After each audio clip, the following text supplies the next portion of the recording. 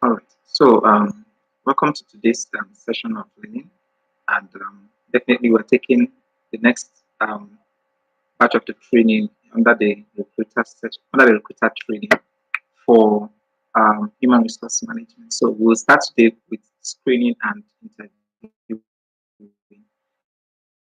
Now, all have your training materials already shared with you. So, just kindly open up your slides that was shared with you on the group chat, and we'll proceed from there. So I've already opened my own slide here now. I'm onto the training.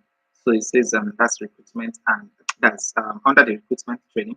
That's screening and interviewing. So the learning outline for this particular training will be, but before we proceed, we'll be running so fast. I want to set the ground rules. We'll be running very fast with regards to today's training, so we can finish up on time. Then remember how we did yesterday. The fact is that if you have any questions, put down at the end of the day, whatever it is that you want to ask, or ask them. If you have anything that you also want us to address from yesterday's training, maybe you have questions that you want addressed in today's training, we'll do that as well. So just make sure that you take note of your questions. Do not forget them. It's very, very important because that is what will aid learning. If we finish the training and you don't ask your questions to clarify your thoughts and also to ensure that you understand what we did, because that it won't mean it won't do all go well because at the end of the day we have a learning assessment.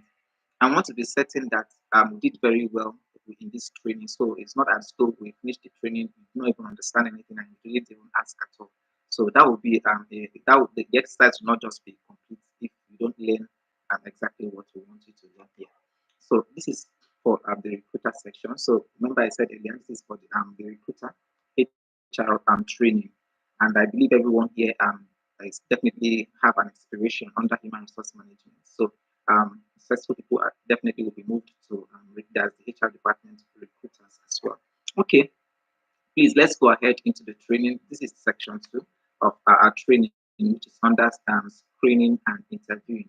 And our outline for today's training is okay. Please, before we proceed, if you can hear me, kindly. Sorry, I'm certain that everyone can hear me. Kindly type I can hear you. Then two, if you have network issues, please you can just move around where you are and get a very good signal so that you can also follow through with the class. I need to be certain that you can hear. All right. I think I'm beginning to see that people saying that they can hear. That's great. That's great. Okay, so I'll go straight into the class. So now we have our learning outline. It says the profile screening and interviewing, shortlisting, and as well as interviewing. Now, of course, if you're currently attending this training, we believe you have interest in human resource management, and you're going to start with that's as a recruiter, first of all. Now, after taking this training, we believe that you should be able to have good understanding on how to screen profiles, sieve the CVs when they come to you, and as well as conduct a profile shortlisting. That's do a profile shortlisting and conduct a credible interview for the applicants when applications are sent to you. Okay, now because this is definitely what you're going to be doing under the being a recruiter under the HR department. Okay, so now let's move on to the module one of the training material that was shared with you. It says profile screening and receiving. Remember yesterday we did a groundwork. That's the previous training. We did a groundwork of the process of the applications, and at the end of the day, when a vacancy is needed, what needs to be done. So now we've listed out the vacancy, we've gotten the application. So now how do we proceed from there? That's why we are considering profile screening. After I've gotten when we have listed those vacancies, we gave them and we gave out a method of application. That's the last thing we considered in the previous training. Says a place where if it's going to be a walk-in, if it's going to be a link for them to, there's a portal for them to go and register. If it's going to be an email address, whatever it is, there are. So, but this time around, let's say that we chose an email address where the emails are going to, where the applications are going to be forwarded to. Now, how do we begin to screen the profile? Remember, we said the process of recruitment is finding a suitable talent who matches exactly what we want, and at the end of the day, we can hire them, we can interview them and hire them for the role. Now, how do we begin to screen this profile? Take for instance, if we have 1,000 applications for limited openings. Now, how do we begin to ensure that we have the right people for we have the right people, we have the right people for interview, or we are shortlisting the right people so we can interview with them. If we go ahead to shortlist the wrong people and we interview with them, we just end up wasting our time and wasting the time of the people that we're interviewing. So that's one of the major reasons why it is important to understand how to screen profiles effectively well, such that you don't waste your time, you don't waste the time of the organization, you don't waste the resources that are made available to you. And at the end of the day, you also do not waste the time of the applicant because they themselves will be prepared for the interview. Okay, so now let's go ahead and say how do we get this done? First of all, what exactly is screening? Screening means scanning to find the closest applicant who matches the job description. The job description has been created. You have them already listed out. So there's a job description listed out. Either you created them or the head of the department that's in need of that particular profile created them and shared them with you. You have listed them out and people have applied. Now, what your screening aims to do is to match what you have received, to match the application you have received as against the job description that you have. Remember the job description talked about the responsibilities. Yes, that's the previous training talked about the responsibilities as well as the requirements with regards to the role. Okay, so now with regards to that, what our screening does for us is, like I'm emphasizing again, is to help us is to help us find a match to our job description. So now, what steps do we take in this process of screening? Of course, we have the CV and resume review. Now we have these applications sent to us on that is through the email. We open the email box. We might try to use the filters as the filters in the mailbox by typing possibly maybe if we have multiple positions. Let's say we have let's say we have graduate trainee. We also have let's say admin officers, and we have let's say position officers. So we have multiple of these positions, but we are interested in CV for the graduate trainee.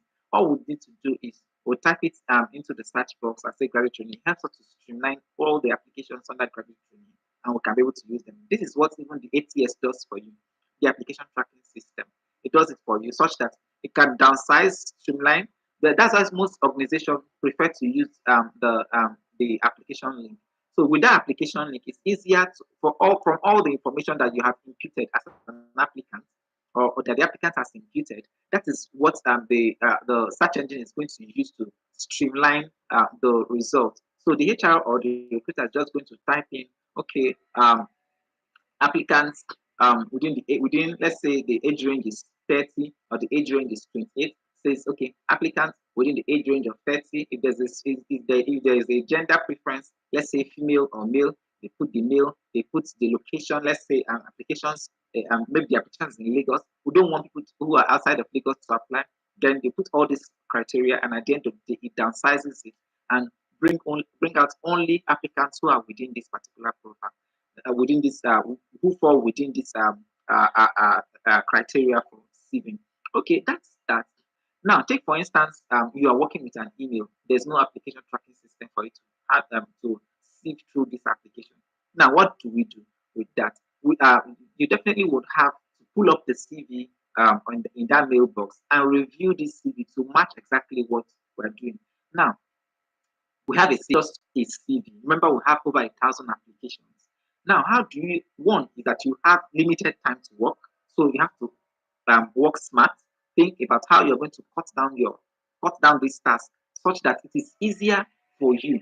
It is not that you don't end up wasting so much time just on CV profiles. You want to be certain that you are the CV that you are dwelling on, that you are spending appropriate time, and at the end of the day, it is the right CV. So you're not wasting so much time saving a CV. At the end of the day, it's just a CV that does not match exactly what you want. So now, how are you going to do that? You have to improvise.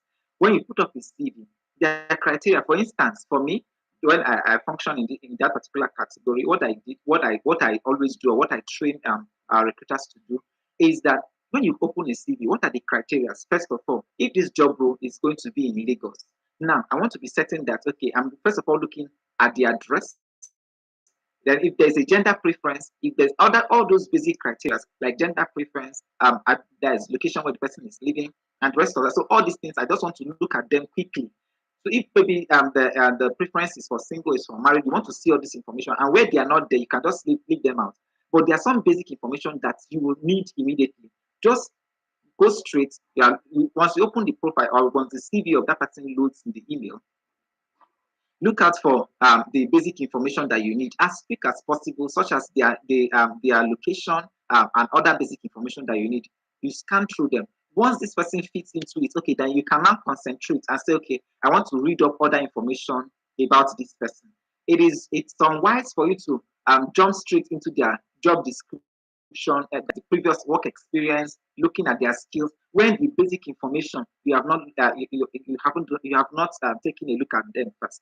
Why is not why I'm saying that it's going to consume much of your time is, take for instance that this particular profile is a great one. You are carried away by reading, because reading their job description, reading what they have done, their achievements, it takes a lot of time for you to read them, understand them, digest them very well, to be certain about the facts, the fact and figures that they place there.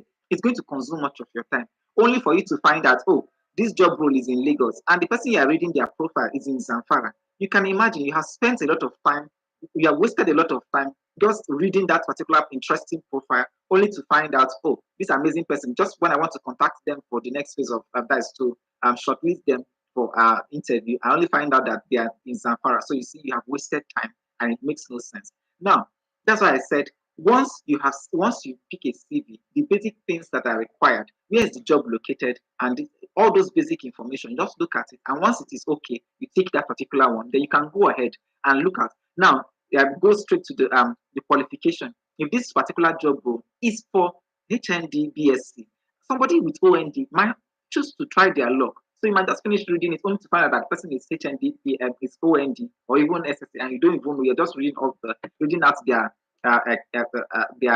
experience and their achievements. So those basic things, go straight to their academic qualification. Look out and be certain that, okay, this academic qualification that is within the purview. Then if there are other training, there are requirements that are there, you also want to pay close attention to those basic requirements and be certain that they meet it before you even begin to go to the job description and say, okay, did they actually do what? So, but the question is, what I'm saying is, in essence, with this training is, find out the best way to work that works for you, the best way that will work for you each time you want to handle the saving process. Because you might decide to say, okay, this particular method that I'm saying is more tedious for you, you have a better way. Whichever one works better for you. If you feel you want to first of all go through their job description before you begin to read out those basic, check out those basic requirements, then it's fine. That's good for you. The question is, be efficient on the job role. Be very much productive. If you have to deliver, just deliver exactly what you are asked to deliver. Not at the end of the day, you wasted time, wasted the resources that are made available to you, and at the end of the day, you delivered no results.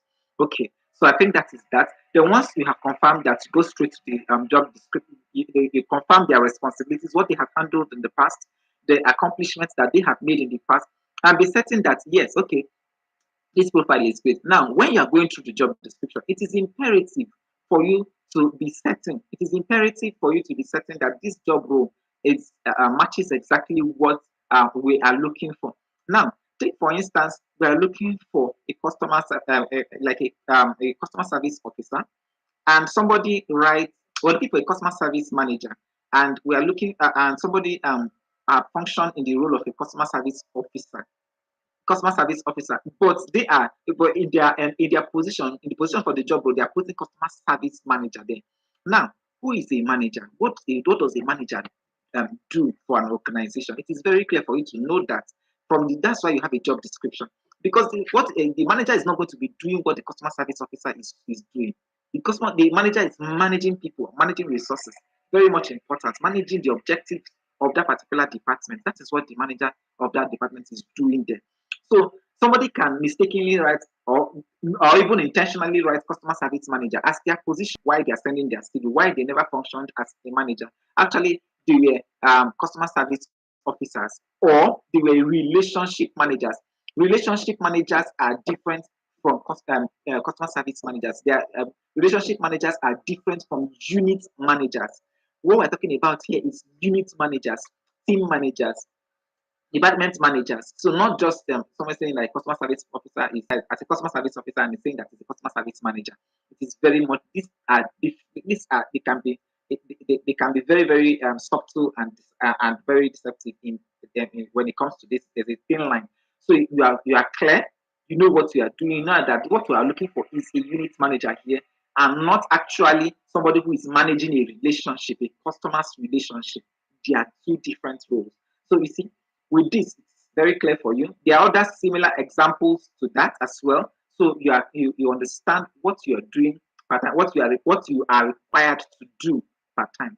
Okay, that said, let's go ahead to talk about the other details on in that CV.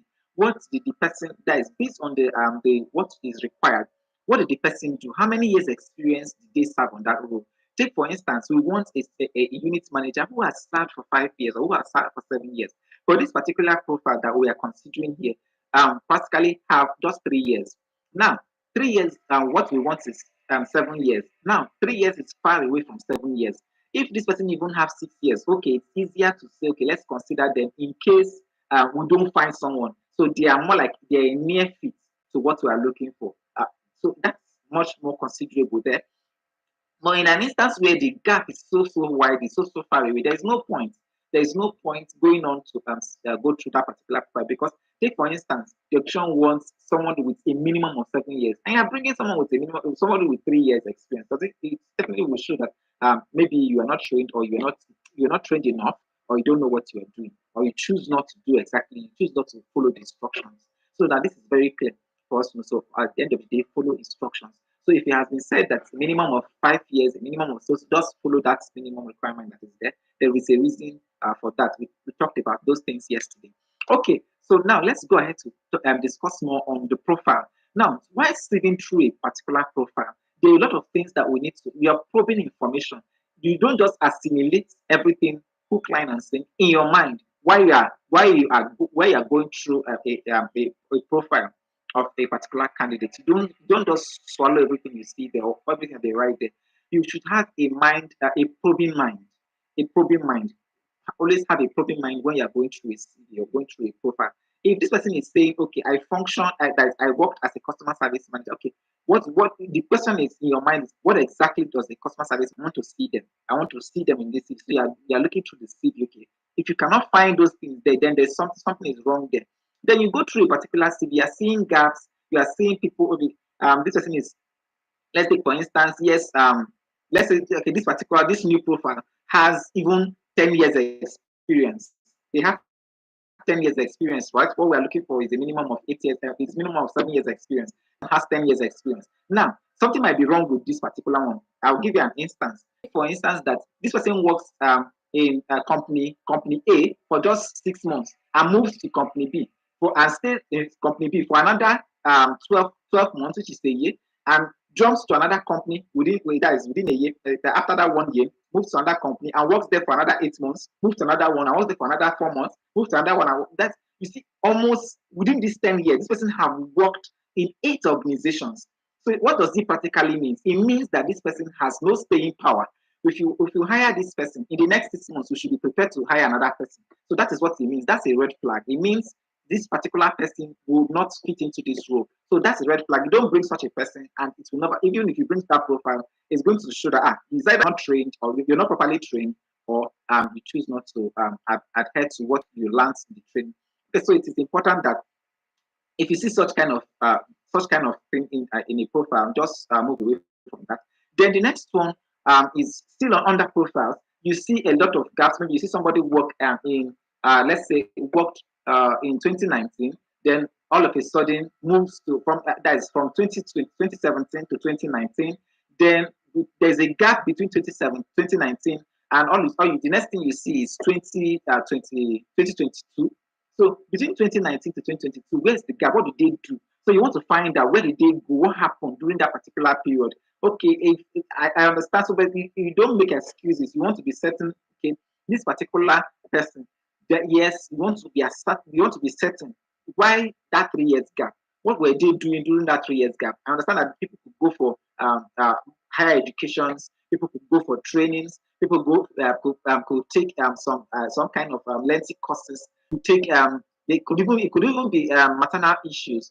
such that okay, they need to nurse their children and the rest of that. That's for the female gender, and even the male gender as well. So it all depends on whichever one it is. So, but we want to understand why that gap, what happened? Because now there are reasons why it could be so. What if it was a criminal offense or rest of that, and this person that was involved in a criminal activity and was locked up for that particular number of cases? So I'm not saying that somebody who has been like an ex-convict should not be given an opportunity. That's not what I'm saying. The question is if this person possibly maybe was involved in something that was not right or something that was not legal, and at least if the option is going to hire that person, they should be aware who is coming in, what the person does, what exactly, even if they have done something in the past, what they did.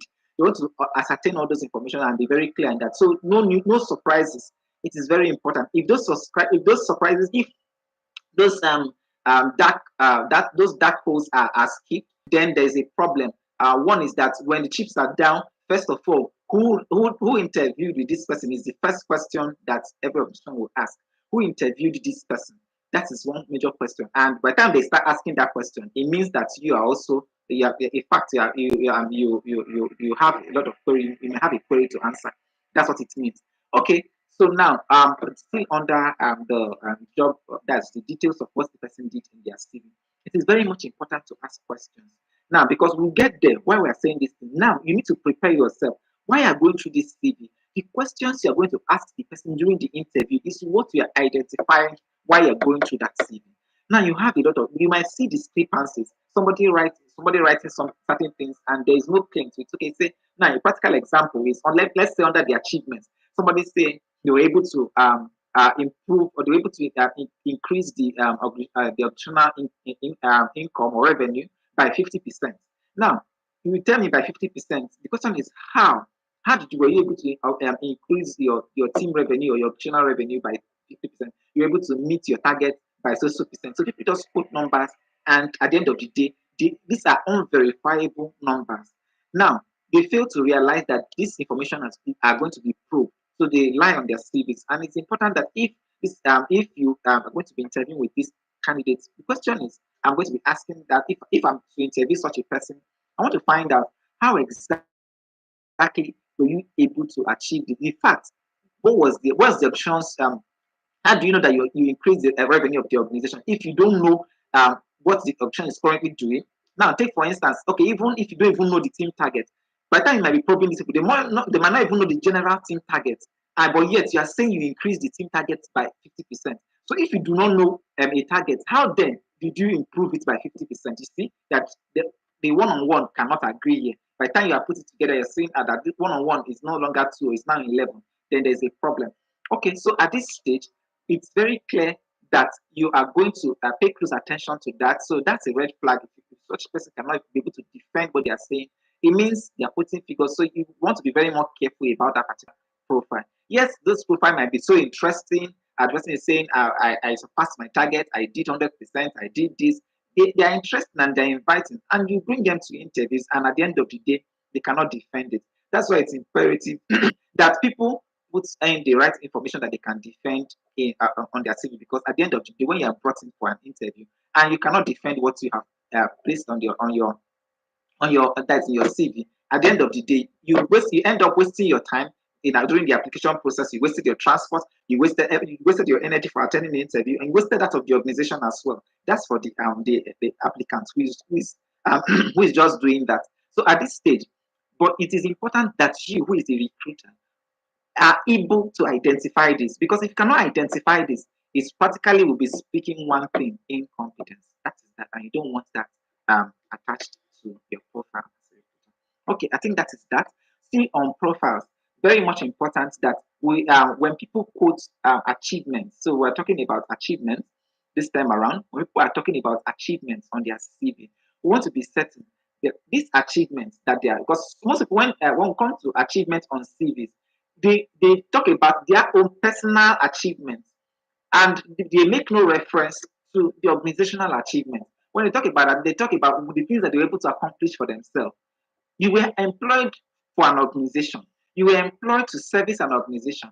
For God's sake, you're not employed to service yourself. So you service that organization, you serve the organization. You should be able to say, okay, during the period while I worked for this organization, I was able to do this. I was able to do that for them. Something that was not there before. I was able to put that in place. That's why. So such that if I live there today, this is where I'm where because of the things that I did. They are going to miss my presence. You see, with that, it is very clear that that I made impact in the organization. That is very clear.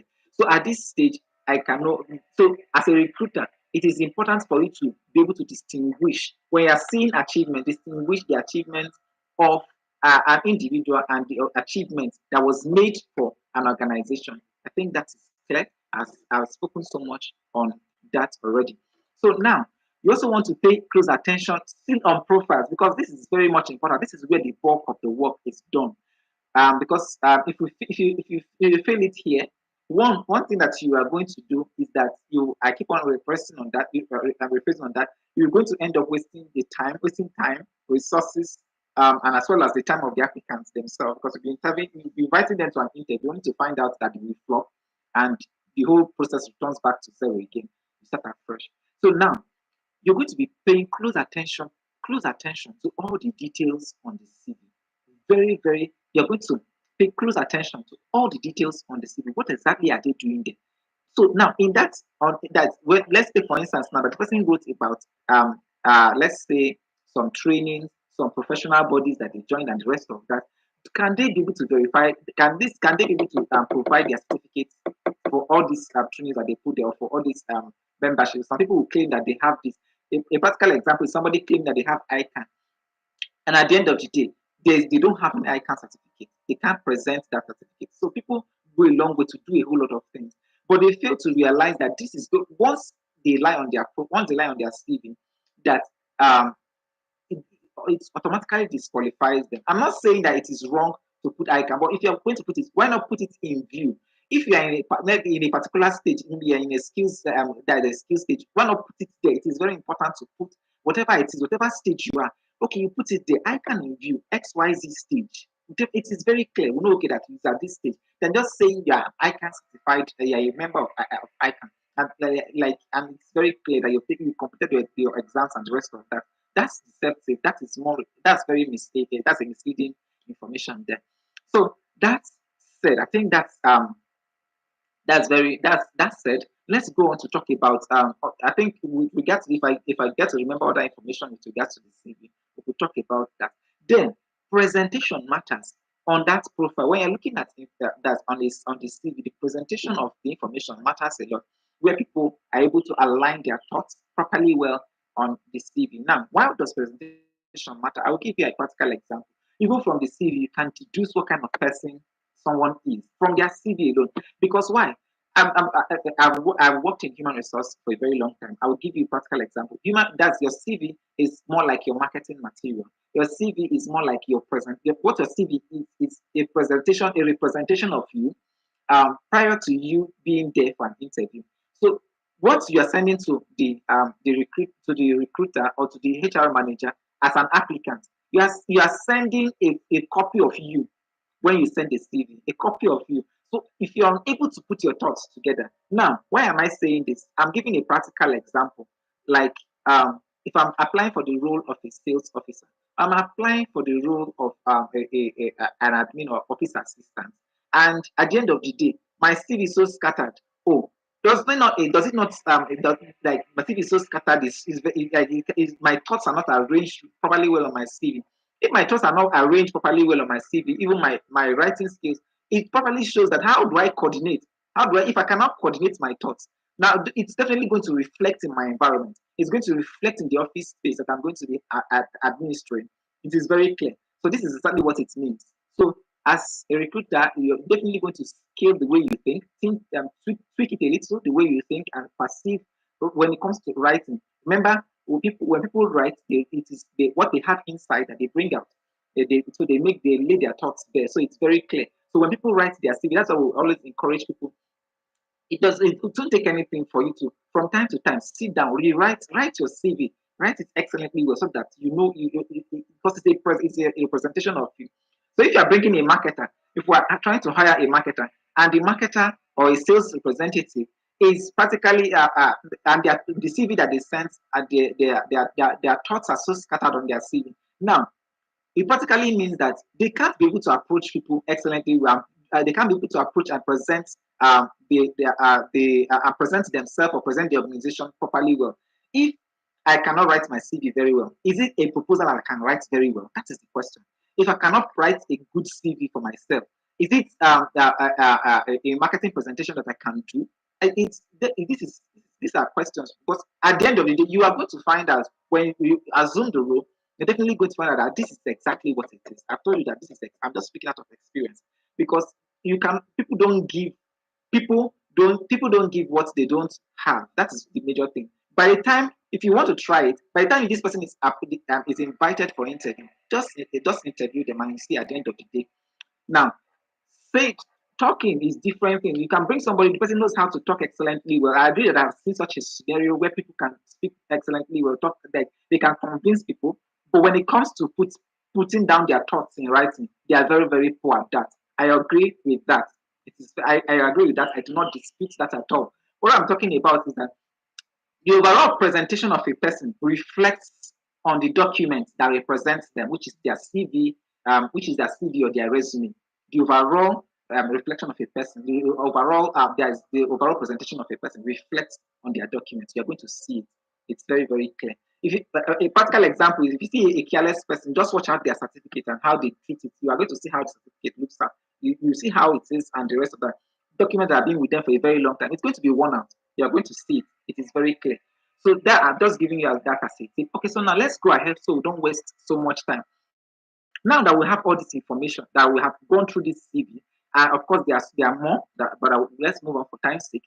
So now, what do I do? Okay, I want to proceed to the first one. I think, okay, this particular person might be so great. What do? I can just pick up the call and say, okay, and so let me put a call across and find out, is this person great, or XYZ. Now remember, while I was sitting through this, there are things that I may not be able to put. I think while I was going here, I don't just want to respond to questions.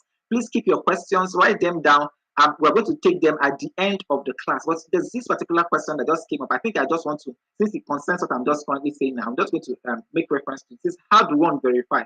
Yes, there are things that that's, I think, how do one verify from Mary Daniel. Okay, so there are things that you may there are information you might have on a CV or on a profile. Now, one of the things you can quickly do is take up the phone, call the person, take up the phone, call the person immediately and get that information. If you can't call the person, just reply that email right there, and the person can send do a follow-up reply on that. That's just one of the ways of verifying certain information. Now, you see an information that is confusing, and you say, when you put this one and one together, instead of giving you 2, you're getting 11. Reply or pick up the phone and call. You see, this is also one of the reasons why you see some people, when they send their applications, at the end of the day, they won't put their CV, they won't put their phone numbers attached to it. Or you see a profile, you see a CV, the residential address is missing. These are red flags. You're not considering those kind of people. You shouldn't even consider them. If when their phone number, their contact number is not there, then maybe a residential address is not there. All you just see is just an email address and maybe a LinkedIn profile. You see them there. All you just need to you move away from that particular profile and go to another one. That is very much important there. So when we see profile with incomplete contact information, just move away from there. Okay, I think having answered that question, let me run along. Then steps to screening. I just finished talking about the CV and resume reviewing applications when they come in via email. Then you can have an audio or video call. You can just put a call across, like I just said earlier. If you have an information, you saw an information on this particular profile and it interests you, you don't want to let it go, but you just want to ask for certain questions to be certain that, oh, okay, this particular person matches this role. What do I do? So you just quickly say, okay, you take up the phone and do an audio call. Then you can also do video calls to get certain information from people. Then we can do an online profile search. Remember, I said that some people they put their LinkedIn address, so you can use it, visit their LinkedIn address and search through. Then you can also visit for instance, if there are roles that require portfolios, So if they put up the links to their portfolios, more like architecture, graphic designers, and the rest of that. So those particular content creators, they have to provide links. So by providing those links or providing their portfolio, just go ahead and do that. Then there's another reason for profile check, online profile check. It is very, very much important, but these are for high profile positions because there are sometimes there are certain things that people do, but they don't know that it has a side effect. For instance, there are a lot of there's some kind of negative content people put out there, and at the end of the day, it might come back to haunt them. But these are sometimes for some for high profile positions where certain investigations are being done, so they dig into the profile very well to be certain that this kind of person that we are bringing in the right person, somebody who can be able to relate properly well, who is not biased, who is this. So we just want the right person for the role. So sometimes it can be done. That's for online profile search, where they have to search all like a lot of social platforms to be certain that, oh, this person that we're bringing in is great for the role. Okay, then I think that's said. Let's go ahead to the next one. Says reference check. Yes, we can, this profile. If we see a particular profile and we are cool with it, we just quickly say you can just send a mail to that person if they did not provide information about their reference on their CV, because most people will tell you on their CV available on request. So, but for some, if they have provided their information of their reference on their CV, just quickly, there's an email address, you can quickly send an email, or you can take up the phone, call the number of the reference that they have provided there, and speak with them so that you can understand. Now, this is very, very much important. It is very important to state here that there are some people, they add people as their reference, and they don't call them and say, Mr. XYZ or Mrs. X or Mrs. ABC, please, I'm using you for reference in case a prospective employer calls you. Please put in the right word for me. That's very much important, because some people, they use reference, they use references that they never informed at all. So when the references are called, the person is more like, oh, they might even begin to think, well, maybe and certain times they put a name that is not known to the reference, a name that is not. So they, let's say the person is answering Alexander, let's say Alexander John Smith, and what the reference have known this person very much for, maybe it's just Alex or John, and maybe on the CV you're just putting only Alexander Smith, but the reference knows you as John. So you see, when you put this information, I was saying, okay, we called as a recruiter, I'm calling this reference, and I'm saying, okay, you discuss with the person, do you know one Mr. John Alexander Smith, who puts he puts your contact information as reference. So, and the reference is saying, John one Alexander Smith. I don't know any Alexander Smith. So you see, that's a very big problem there, where the person is saying, oh, you as the applicant, as the applicant is putting in Alexander Smith as their name, but their reference knows them as John. So that's going to be a problem. So that's why it's important for whatever it is that but that this time around, that is for the applicants, for them. But now for you as the recruiter, what you need to now be certain is you're working with the full name. So if you have Alexander John Smith, it's important for you to write Alexander John Smith. That is to let the reference know, okay, Alexander John Smith. Now, most people go right ahead in their reference to put the complete information, because some people don't know how to present information about their reference. Now, who is this reference? Who is this reference? Let's say this reference works in ABU University, is a lecturer, now not just a lecturer, or maybe is a dean. And if it's a dean, you want to put during that particular period, you want to put okay, did he teach? Did he lecture you within a particular course? And so give information that can help that reference know exactly who is using them, because there are a lot of people. Especially for people who are always using their lecturers and their dean as reference. Those times, sometimes it can backfire, because there's so much people. Who do they even? So they just yes, and at the end of the day, when the recruiter gets that information, it is not satisfying. It's not satisfactory. You want to put a reference that will say, okay, I know this person, and because they're going to ask a lot of questions from that reference, and say, okay, they have to provide, like they have to provide certain what makes them think that you are suitable for the role. And now, when they ask certain questions, they fall off the track. And at the end of the day, you, who is the recruiter, will definitely mark that particular profile as not suitable for the role. So it's important that because you're going to be making this verification, we're going to get to that particular stage in subsequent training when we begin to talk about that reference check. Okay, now let's go ahead to background verification. Of course, there's going to be background verification. It's going to details are going to be discussed in the subsequent training. Okay, now what to screen when it comes to screening a profile. I already talked about that. When a profile is sent, you screen through their CVs, you screen through the cover letter, you screen through the application form, also the possibly the mode of engagement when you have a conversation with that person. And okay, let's say for instance we're having and we're having a conversation with someone who's supposed to be a salesperson and the person cannot present themselves very well. That's a red flag. Okay, so I think that is done screening through the what we're focusing on when it comes to screening: the resume, the cover letter, the application form, the engagement, as well as etc. Okay, now methods of screening. We talk about telephone call, video chat, text messages, email conversation, and even physical test. I already said that the method of screening where there's certain information that you need, you can just put a call across and find and get more information from that person. Then we'll also have a video chat with that person and say, okay, I want to be seeing you while I'm having that conversation. You can just call the person on a video call and you want to get information from them. You can even send text messages like when you want to verify certain questions. You want to verify certain, you have questions that you feel you want to ask, just want to get that person. You send a text message to them so that they can reply to that text message. And at the end of the day, you can screenshot their response and also attach them, that is, file it to their profile.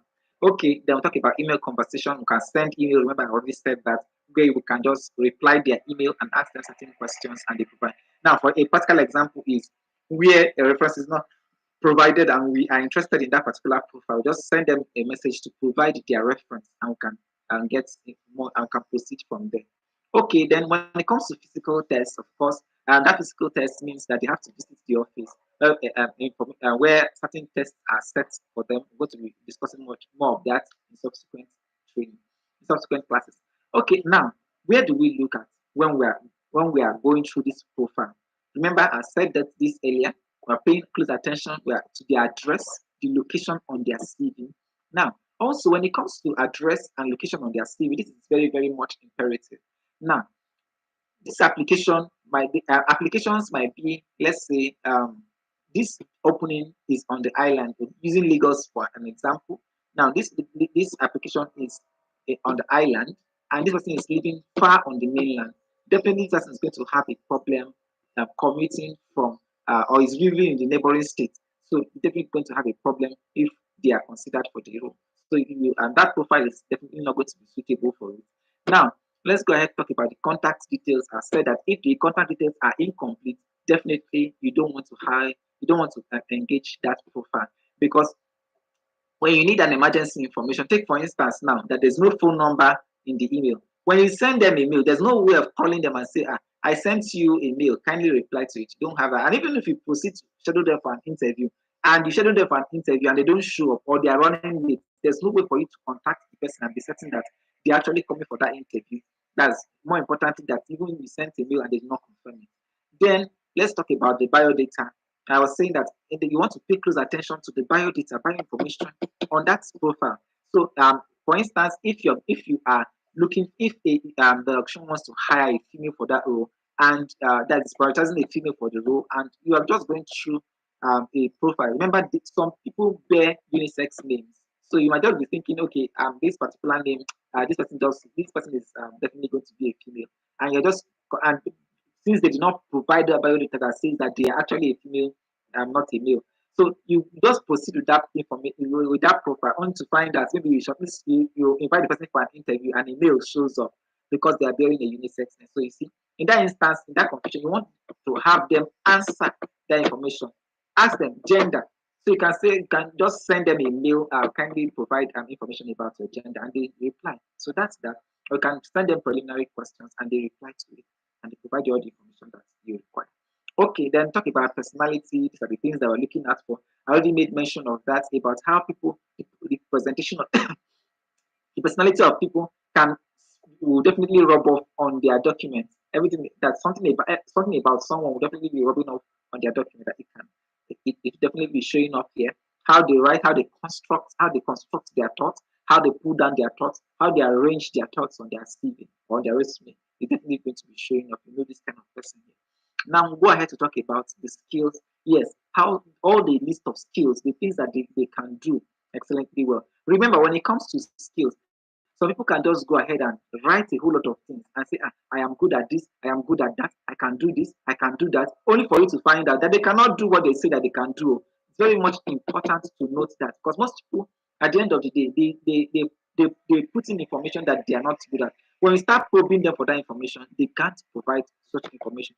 But when we get to the CV, when we get to the interviewing part, we're going to discuss more on that when it comes to skills. Because if I say I am an excellent salesperson. Take for instance, I'm introducing myself on my CV, and I say I am an excellent salesman, and I can do this, I can do that, I can do this. Now, even in my communication, I can't. Then when it gets to the interview, ask you, sell this thing to me, sell this glass cup to me, or sell your pen to me, sell your laptop to me, market your laptop to me, and you're finding it difficult. The same laptop that you have used for, let's say you've used it for more than 6 months now, more than 1 year now, and you cannot be able to market that laptop to me. If you have used it and you have enjoyed that laptop, I don't see anything that will make you not be able to market that laptop to me. And yet you say you're a salesperson, so you should be able to do that very well. Okay, now moving ahead to the next one, it talks about experience. I want to look at for the experience. Then I also want to look that is the experience as it matches. I already made emphasis on that. As a recruiter, I'm going to be looking out for the experience. If the addition has said 7 years, I'm not going to be doing 3 years. Remember that if you do less than that, you're going to be if you do less than that, you're going to be seen as not adhering to instruction, and that would be a waste of time. As a recruiter, this particular training, I believe that you're taking that seriously. Okay, then we'll go ahead to talk about the last one. Says academics. You want to pay close attention to the academic information that is there, and more importantly, the reference information, like I said earlier. Okay, so now we'll go ahead to continuing with where to look, where you're screening through the profile. We're paying close attention to their accomplishment. Now on their CV, there's no accomplishment. We'll have other information, but there's no accomplishment. There's no expertise. The next one says there's no expertise, there's no accomplishment, there's no expertise. But you want to pay close attention, even if they release their accomplishment. We want to probe them. We want to be certain, so that we are not we're not played on their CV. So because if you have information on the CV, you should be able to ascertain that, oh, this information that this person provided here is authentic and it is true. Because these days people falsify a whole lot of things, and you don't want to fall within a category of that people will definitely fool and get an appointment through the organization. Because when the chips are down, first question is who interviewed with this person, and as a recruiter, you're the one that is going to be liable or responsible for it. Okay, now we're going to talk about expertise. I already said, made a statement about being a salesperson. If I say I'm a salesperson, I should be able to see those details there. Even on that CV, the person should be able to market, sell their thoughts excellently well on their CV. Then we'll go ahead and talk about certifications. If I have certifications, the certifications, I should be able to write them there. They have to be there. So as an applicant, the applicant is expected to provide details of their certification, the training as well. That's what training they took, just details about that certification should be there. Even if you don't have it, you don't provide it, then I am interested in that profile, you can go ahead and ask them. So all these things that we're talking about, it does. Then the last one says, okay, there's second to last is reference information. Last one says other information as may be required by the organization. Now, why we have listed all this is very much important is that when when you go through the profile and you find out that you need information in any of these lines and they are not there, so you just list them out, as part of the things you're going to be asking in your preliminaries. So when they reply, they're going to be replying with those information. Sometimes that you ask those questions does not necessarily mean that they are missing in their CV. Sometimes those information can be used to identify who it's answering, or who owns the information that you are trying to get. Because if you're sending preliminaries to, let's say, 20 people, it's important for you to be able to distinguish them by asking them their name. Of course, their name will definitely be on their CV, but you're asking it their full name again. So you can use it to identify who exactly owns this reply on the preliminaries. Okay, I think that said, let's go ahead to talk about red flags. Red flags when it comes to screening a profile. Red flags. Now, pay close attention to inconsistencies. I've already said that earlier. Inconsistencies. Now, inconsistencies when it comes to figures, numbers, facts, when it comes to dates, or inconsistencies there. When it comes to positions. Now, take for instance, somebody in 2003 already was a manager. By 2007, the person is now a floor officer. Only for the person to return in 2015 again to come and become uh, a regional head. Then only so you see there are inconsistencies at the end of the day, be jumping and jumping. So these things will help you to understand how can somebody be a manager only to come and become an officer, then from officer become a regional head, from the regional head only to come become an executive, become a customer service officer or a service officer again. So this inconsistency where people just write out titles without adhering to the title or to the position on their offer letter. It is very, very much important. Okay, you pay close attention to those inconsistencies, lies, deceits, and CV. People intentionally pass information in order to mislead the recruiter or the HR officer. Then go ahead to talk about half truths. Yes, it might be true, but it is not complete. The truth is not complete. So you want complete information, complete details. Because I can tell you, okay, yes, I worked here, but when exactly did I resign? Why did I resign? Was there any reason and the rest of that made me so? At the end of the day, you want to get all those information clearly listed out. Then forgery, of course, forgery often happens when it comes to certificates. And so when people claim that they had a training here, or they did this or they did that, and yet they had no training there, they had no certificate there, so they got to forge certificates. Then assumption and exaggeration, what people make assumption, like I said earlier, people can just assume that they made XYZ impact in an organization without practically making any impact in that organization. Then there are people who made impact in the organization, but they exaggerated the impact that they made in that organization. If I believe that every single person, if you're making impact, your supervisor, your direct supervisor should help you understand that you were making impact. That's why it's important. If you have that's key performance indicators for the applicants to work with their key performance indicator can state that very clearly. But as a HR officer or as a recruiter who is under the HR team, you pay close attention to all this. Then more that's etc. If other red flags, of course, as you progress on the role, you'll definitely be seeing other red flags that that you discover on the position. Let's move on to the next one. Remember, if you have questions, please pen your questions down. At the end of the day, we're going to be taking them together. Okay, now let's move on to that's this second module, shortlisting. When it comes to shortlisting, bringing up a shortlist, that is how then do we say, okay, this is people that we definitely want to interview with, to meet and to discuss with. So they moved away. We've been able to say, okay, yes, we have this pool, and at the end of the day, we want to now bring this. Now, how do we do it? What are the steps? What steps do we take to shortlisting? So we are going to pay close attention to the criteria.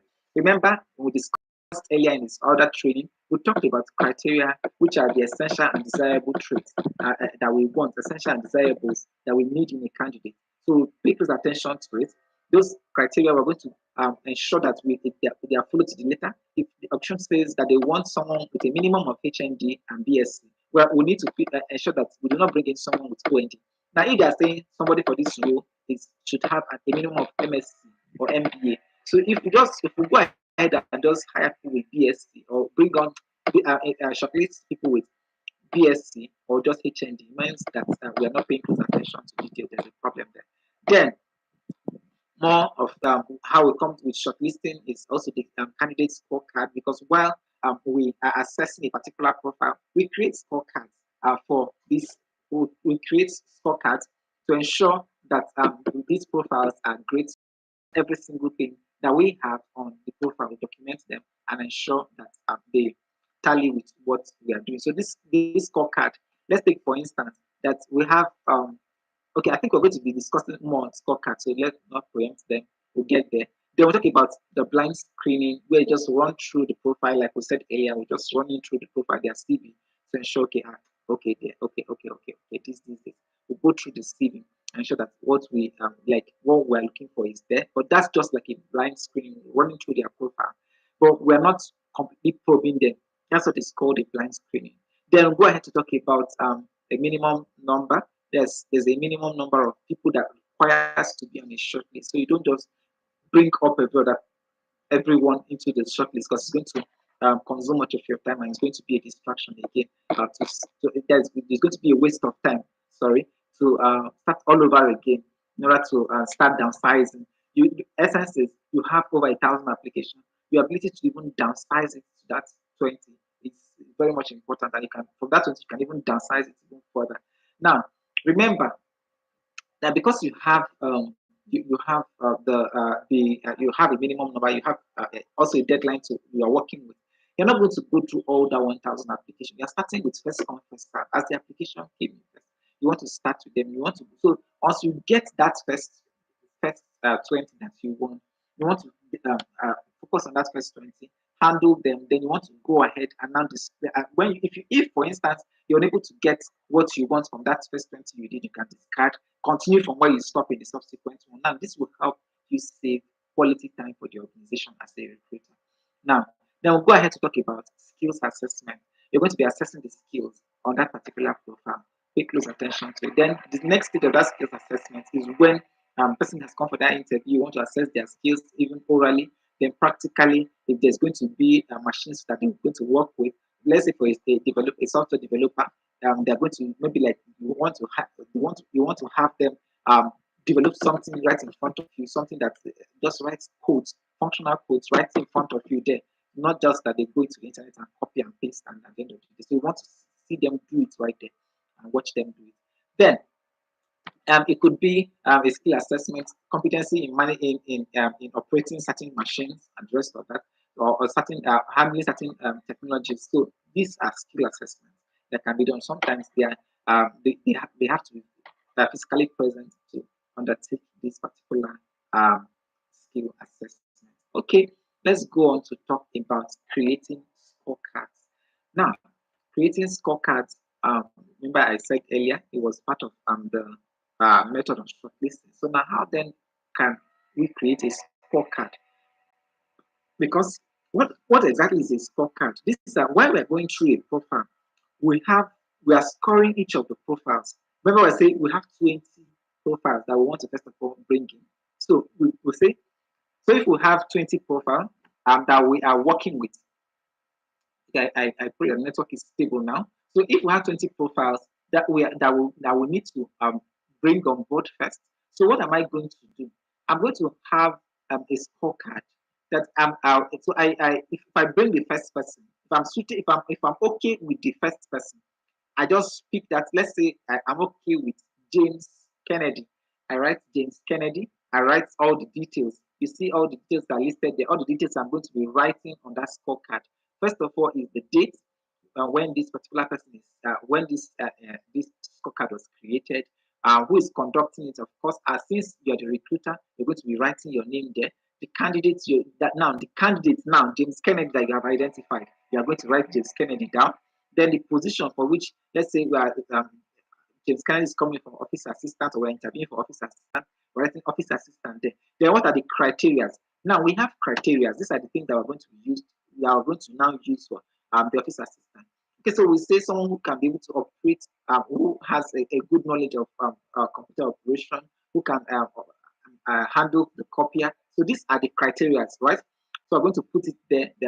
When it comes to office equipment, so we write office equipment as part of the criteria because they are part of the criteria when we that's the requirements when we're listing the vacancy.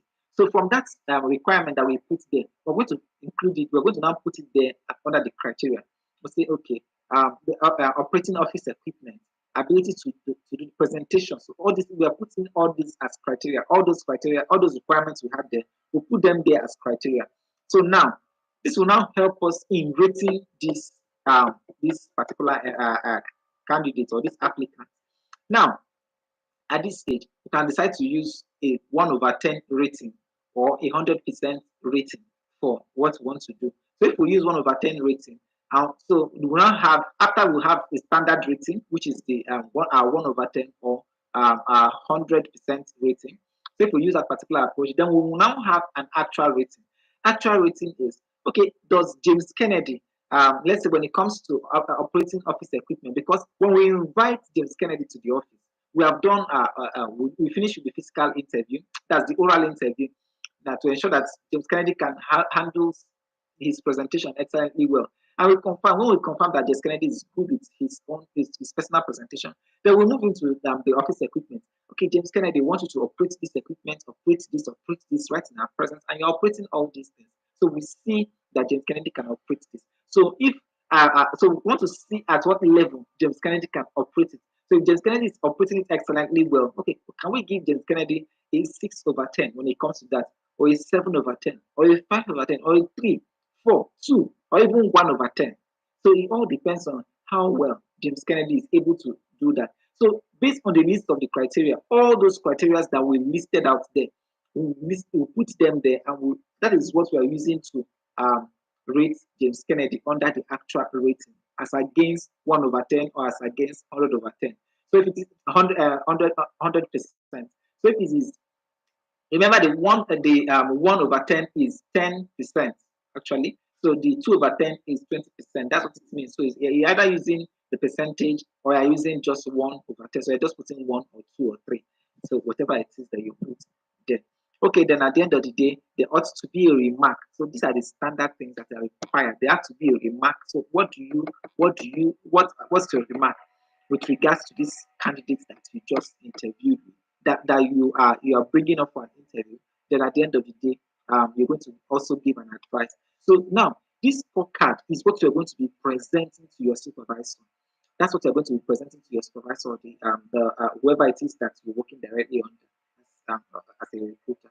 So you present that scorecard, because at the end of the day, I want to know, how did you come about this candidate? For instance, if you're working with me, say, how did you come about this particular candidate? How did you select James Kennedy for the role? So if James Kennedy is not great for this role, then we definitely will not do. So if you have your reason, or your reason should be stated clear, so it's unbiased. So the same criteria you're using for the 20 candidates, they are all there.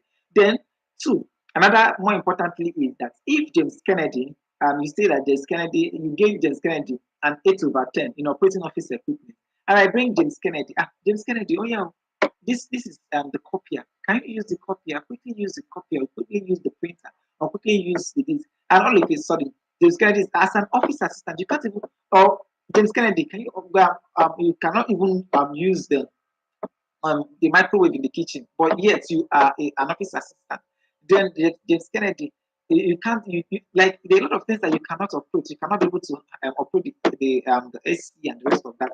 You don't even know what to do. Okay, so now if with the AC is faulty, what do we do? So you can't even, there's no clue to what to do, and we have an 8/10 that you have given to James Kennedy as the recruiter. So you see, at the end of the day, you are not doing that you didn't do a great job there. At the end of the day, it looks as though you didn't do a great job there. You can't score someone more than what they know. So that's that. Then common mistakes that you need to also look out for as a recruiter. Of course, there are a lot of bogus requirements that might be passed across. Now, that's when we're not talking, because you need to be more vast. It could be an in-house recruitment, it could be an external recruitment. That's if the option is recruiting for another organization. So now, it's very much important. Sometimes it could be unrealistic or very, very bogus requirements. Now, when there's so much bogus requirements, someone that can do this, that can do that, that can do this, that can do that, I believe that even for you, you must have seen requirements that are as long as Lagos to Ibadan Expressway. You see those requirements, they are so long, and at the end of the day, you want to wonder, can somebody be able to finish it? And it's just a floor level rule. sometimes they are so much, and these requirements are too much to even find a candidate. Now, that they are too much is not a problem. What we are saying here is with regards to the position. Of course, if it's a management position, we expect them to even be able to do even more than what is listed there.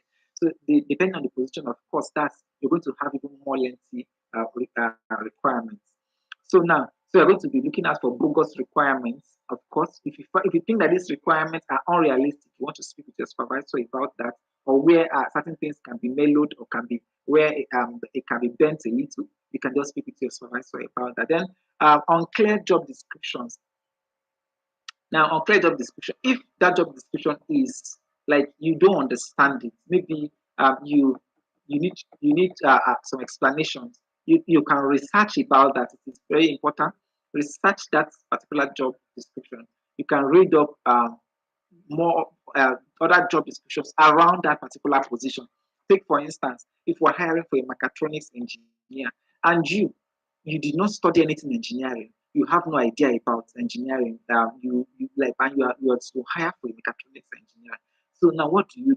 You are giving someone that can do this, but you know you don't even understand the terminology. So the major thing they're supposed to do is to research that role. What exactly is this person supposed to do? By the time you research about it, gradually you begin to learn more. So it begins to assimilate and assimilate that. It helps you to familiarize with that role more. So now, prior to meeting with the applicant or even reviewing their profile, okay, that said, let's go ahead and talk about unrealistic and desired profiles, of course, where there could be unrealistic desired profiles. They want this, they want that, they want this, someone that can do this, that can do that, that can do this, do a whole lot of things. Okay, then we'll talk about like versus the best. Yes, you may like this particular one is very, very much important. You may like someone. For instance, there are people who once you are their namesake and the fact they automatically curry favor, you can get favors. Why? Because you see your namesake. This person even answers your name, your surname, in fact, even your middle name, everything. So it answers. Or this person looks like you, or looks like someone you know, or looks like your sibling, or is familiar. So you just at the end of the day, you move and become biased. We're going to talk about that. So you don't. There's nothing like you like this. I understand that there are times where you can be influenced by who you like, but more importantly is the best person for the role. Remain focused on the best person for the role and not I think I like this person. No, it's not about I like this person. It's about the best person for the role. You know why it is important to always ensure that the best person for the role is gotten. If it is I like this person for the role, when that person that is liked is brought in, they will have problem. They can't function effectively well. Just end up helping the person to just earn a sack in less than 3 months. That does not make any problem. It makes no sense because if they cannot fit in, if they can't fit into the environment, they can't fit into the job role because they were liked and they were selected. See, they have problem. Of course, definitely, when it won't even scale through because they are definitely going to meet with a higher authority, and at the end of the day, your scorecard when your scorecard is assessed and your supervisor meets with the shortlist that you have provided, it means that you are even being biased. Then that's a problem. So you don't even want that in the first instance. Then misfits. Of course, I just stylishly talked about misfits for certain roles. If somebody is not fit for a role, there's no point. There's just no point um, going ahead to interview with that person, or going ahead to shortlist that person for an interview. That's just going to be a waste of time, waste of energy, and waste of resources. And not just for you, but also for that particular applicant. Then we'll go ahead to talk about bias. In no way should a recruiter be biased. In no way should a recruiter be biased. Bias, gender bias, that is for people I don't I think I don't know the right word I'm going to be using for that, but you believe that the male should be favored or the female should be favored or this or that. Just stay with the requirement that is given to you. That is one. So there should be no bias for anything, no bias for religion, no bias for race, no bias for anything at all. Very much important because that's more like the beginning of the downfall of any particular person in HR once they bring in bias into it. Okay, I think that is that, and we've come to the end of that particular section. So we move on to the third and the final model, which is interviewing. Now, what exactly is interviewing? Remember, before we go ahead to talk about the third section, um, we've always stated that if you have questions, always put them down, because all the people who are writing their questions, they are not able to take them on up until we are done. Once we are done with all this, then you have to retype them out so that I can see them. I will not be able to. I won't start scrolling up to pick the questions again. Now, let's go ahead and talk about the screening and interviewing. That is interviewing this time around. No, what exactly is interview? What does it mean to interview? Interview is just about asking questions. You ask questions to get the opinion of the person you're discussing with. That's what interviewing means here. You ask questions, and not just questions, but you're asking the right questions. You're asking the appropriate question, and the adequate question required. That's what you're using. So it's more like an investigative questioning. You question the person to ascertain the verity of of the information on their CV. So if I have said X, Y, Z, I have this, I have that, I can do this, I can do that. That interview is very, very clear. That interview should be geared at ascertaining those things. Remember that, of course, these are just oral interviews. They are practical interviews as well. So now, as we finish, like we discussed about the office assistant, you say you're an office assistant. Yes, we have finished the oral interview. Now we are moving you. Can you do the copy? Can you do this? Can you do that? Can you operate all the? Are you conversant with office equipment? And so on. That's the practical side of it, of course. So why for some organizations, they definitely will. For some organizations, they will definitely be allowed. They will definitely be doing the oral. Then afterwards, they can schedule you for the uh, that's for the practical session. All right. Okay. So let's go on to talk about how to interview. The next slide. So it says, of course, you put the applicant at ease. So as a recruiter, it's very much important. Put the applicant at ease. Always put the applicant at ease. Now, what does it mean to put applicants at ease? So now you have people who are why they're coming for an interview. They have so they while coming for the interview, they're anxious. They become they grow some anxiety, and they become anxious about what the result of the interview will be, and by that they begin to panic. So if you notice such a situation, you want to create a friendly atmosphere, have the person relax. Now, the essence is if you have a good candidate before you, and now they're taking up with anxiety, such that they underperform in that interview and they walk away from there. You just lost that candidate. Not just that you lost that candidate, you wasted time, you wasted resources just to bring this person, and only for the person to be carried away by anxiety and unable to now handle that interview. So even if they just need to, if you have other people, ask the person to just take some time out, step out, go and take some time out. If they need to get some fresh air, and when they are done, so they come back to the interview. It's very much important to give them that time and so they can relax and have that interview out with you. So now, as a recruiter, so one of the ways of even putting them at ease is by asking questions. You can ask them open-ended questions. Okay, I trust you are great. So it might not be questions that they will have to give answers to, but sometimes you ask them questions that they have to give answers to, but that is not related to the interview. For instance, oh, okay. Let's take for instance that this interview is holding in Lekki, and you are coming from the mainland. And I say, okay, are you coming? And I'm asking, okay, so how was traffic today? I saw you're coming from XYZ.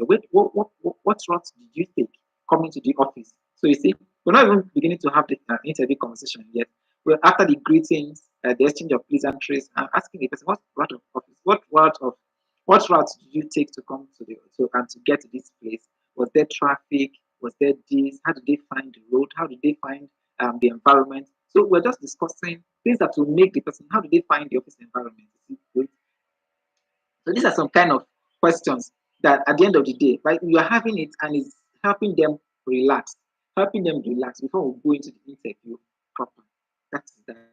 So these things will help the applicants relax for an interview. Then, of course, you're going to ask open-ended questions. They are listing more, talk less. Now, because you are interviewing the applicants. Now, because there are some interviews there's some interviews that on some panel that start with on that with regards to interviews, and you find out an interviewer being tempted to start even teaching or training the applicants right there on the internet. That's where the interview is holding. They should not even be tempted to go into that. If they don't know it, they don't know it. Just move ahead.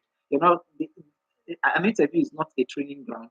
Yes, very much important for as a recruiter. You need to note that. So you're just there to probe the information that they have and not there to start teaching them, impacting them with knowledge. That's not what you're there doing. Because if that is observed, then it means you're wasting time, you're wasting resources. That's that. Then we'll go ahead to talk about still on listening more. Listening more helps you to pay close attention to all the things that they say, all the things that is being said. You are paying close attention because if what they are saying is not the same with what is on the CV, then there's a problem. Now, if you notice, there are sometimes where you are interviewing, and at the end of the day, yes, the recruiter has your CV, but they're asking you questions to tell us what you have on your CV. There's a reason why they ask you. Tell us what you have on your CV. Yes, they have it. So why you are saying it, they are going through your CV. If you did not write your CV by yourself, it's easier for them to spot it out that you didn't write your CV yourself. So as a recruiter, that same thing is exactly what you're going to do. So now you're going to be on the listening side. Ask them the same question as it is on their CV. You're asking them. So if they never wrote it all by themselves, it means somebody wrote their CV for them. And if they didn't write, even if somebody wrote their CV for them and they didn't even familiarize themselves on their CV, then there's a problem there. Then we'll go ahead to ask certain questions. Somebody can quote a certain figure that is away from what they have on their CV. That's where listening more and talking less comes in. And you're taking notes of all these changes, notes of inconsistencies, notes of consistencies as well. So where there are consistencies with what this person is saying, with what is on their CV and the rest of that, it means okay that this is on a positive note, right? Then go ahead and talk about observing non-verbal cues. Of course, you want to pay close attention to some cues that you have there because there are certain things you say. I saw this, so I saw this coming, and the rest of that. Certain behaviors you see right there in the interview ground, you don't want them. That is excessive aggressiveness, somebody being excessively aggressive. You can see that maybe while they are having a conversation, you are seeing that they are aggressive, while they are talking, while they are having that interview. I understand the fact that a lot of people are going through a lot of things in life, and so, but it's not interview place is not a ground for where they like where they ought to come and pour out the frustrations of life. No, they have to remain in that line, remain in the line of the interview. So in the instance where they start digressing and say different things, this is exactly what they're going to be doing with customers or clients. This is exactly what they're going to be doing within the office space. So diverting of that is the work time to personal issues. We don't want that kind of situation.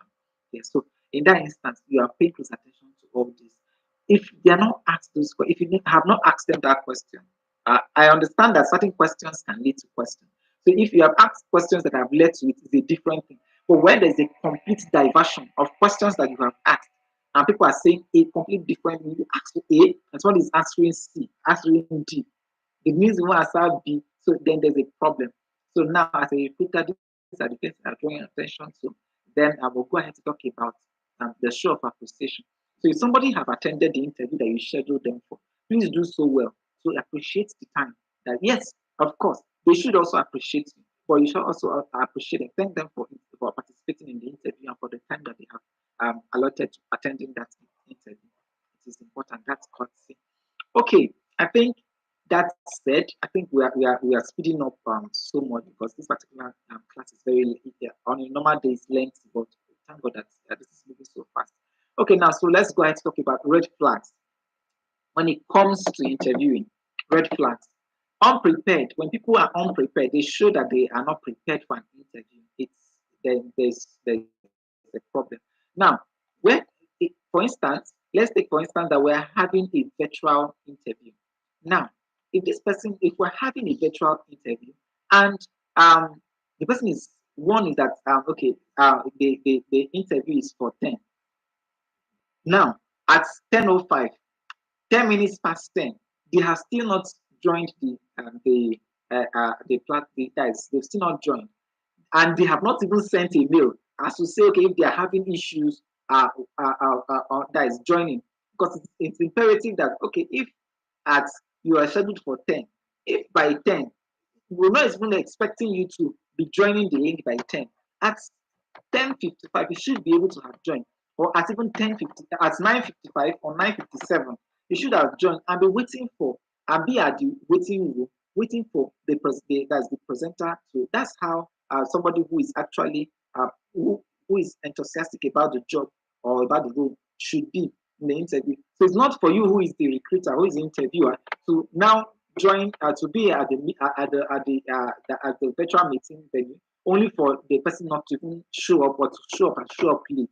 So that's a sign of them being unprepared. So then, and when we come for physical interviews, or even while that's when the interview practically starts and the conversation is going, and they're more like they're trying to gather their thoughts, gather themselves together in order to have a conversation. It means, oh, there's one thing, it's either that this person is not even prepared for the training, for the interview. Then that's a red flag there. Then we'll go on to talk about unsuitable clothing. Now, one of the major issues here as a recruiter, pay close attention to this. So now you have an instance where people who dress on their pajamas, who dress on their sleeping clothes, to attend an interview because they are attending from the comfort of their home. For crying out loud, if they are to attend this interview with you physically at the office space, would they be on their pajamas? Would they be on their sleeping wear? They definitely not be. So whichever way that they're going to take for instance that you as a recruiter, you are being joined. Maybe we are even recruiting for a client, or you are being joined with a senior officer or a supervisor, and you're also being joined with maybe another client organization. So you're part of that interview, like you have a panel interviewing, more like up to 3 or 4 people interviewing, and whoever we're going to be interviewing is now appearing on a sleeping, like a pajamas and a sleeping wear, and not also only that, they're sitting on their bed, like that, or they're lying down on their bed, that's attending that interview. More like, so these are some red flags for you. You might go ahead with the interview, but these are practically red flags. Now, there are people where, okay, at the end of the day, they have maybe the right in the where they are. There's so much noise. Maybe there's music playing, hitting. There's so much sound, so much noise, uncontrolled sound going, or the person is in the marketplace. So I believe that because the interview was scheduled ahead, even if you are in a room, maybe you are sharing. I understand maybe the African nature, so that is the African space where people share rooms and the rest of that, or share spaces. Now, in those shared spaces, if you can take permission, at least they can spare you a corner. You stay in that corner, and for that 10, 20, 30 minutes, if they keep their mouths to themselves, they will not die. So I believe that in that instance, where if the applicants should be able to have spoken with whoever it is that they share the space with and have that. So, and if they don't agree to give that person that privacy during that for that short period, then because they should have made arrangements, they should have left there and go to a place where they can have peace and quiet and attend that particular session, not where they are being distracted and they are shouting, "Go away, move there, do this, do that," right where they are having the interview. So all this shows that one, they're unprepared, they're like the environment. So these are things that you need to also pay close attention to. These are red flags. Now, remember also, I want to also talk about still on that, not just only on suitable clothing, the space. Now, for more people who are doing their virtual, that's who are engaging in virtual interviews, where their spaces are so tattered and unkept, and the rest of that. So it speaks so much about that particular candidate. So at least wherever it is, I'm not talking about a setting maybe that shows, oh, maybe they are not well to do. That's not what I'm talking about. What I'm talking about here is unkept space where you can see litters all around. So these things, you should not be let into those kind of things. So as a recruiter, this kind of things automatically you are seeing them as red flag. They should not, because if they do that with you, your supervisors, if you move them to the next phase. But of course, if they are great, if that's a great profile, you can do that as a remark, that is as a feedback, and send it to that applicant. So such that that's if you choose to help, so such that they can make an improvement on that. But I believe that certain things they might not even make corrections on that, and they will still go ahead and just show that make you look as though you don't know what you're doing with regards to hiring as a quality candidate. Then okay, let's go ahead to talk about not arriving on time. I talked about that earlier. Now, when it comes to interviews, that's physical interviews, or even that one, maybe they give excuses, tell you about traffic and the rest of that. So I believe that if you have an interview, I know that there are sometimes it could just be like the whole world is against that particular person. You will see that the person has made effort, even if those kind of situations play out. You will know that they have made those kind of effort. Now, there are like they send out mails, they send out messages, they are calling, they are putting out messages. Oh, I'm on the way, the traffic is crazy, and you as well. You if you because you work in that particular route, you know, okay, they are stuck in that route. You know so well. But I believe that one thing I've always advised candidates to, if you have an interview, they need to go always much more on time. But you don't need to, even if you don't need to walk into that venue by arriving so much more on time, you can just stay around, catch around until it's close to like 30 minutes to the time. You walk into the interview venue, not just maybe 2 hours ahead of the interview and you're already there. So that's not what we're saying here. So, but that's as a recruiter, you're not going to be tolerating lateness or rescheduling interview for 10 o'clock and somebody's arriving by 11:30 and telling you that all the traffic in the world was on their part and the rest of that. Okay, I think that is that. Let's go ahead to talk about bad mouthing previous employers. Some people are very, very good at that. They tell you how bad, how wicked, how this, how that their previous employers are. But they never say what they did that made their employers to react the way they did, how the employer sees their money and the rest of that. What exactly did they do that make that particular employer do that? Because sometimes we understand, even from the law of physics, that actions and reactions are equal and opposite. So I think there should be what the person have done, so yeah, which is fair enough. But if they cannot give you a justifiable response, it means that you may not be taking what they said, just be taking it with a pinch of salt. Okay, then talk about arrogant appearance. Very important, arrogant appearance. When there's an arrogant appearance from the applicant, make sure that you pin this out because these are red flags. Then let's go ahead and talk about the interview best practices. I think that is all from that. Let's discuss on interview best practices. These are very, very much recommended or recommendable for as a recruiter. Now, prepare smart questions. Oftentimes, remember, you must have heard people say, this is a dumb question, and this is a dumb question, and the rest of that. So now, let your questions be smart enough. Let your question, so it's not like, yes, I understand the fact that people can think that it's a dumb question because it is already on their CV. Why are you asking them the same question?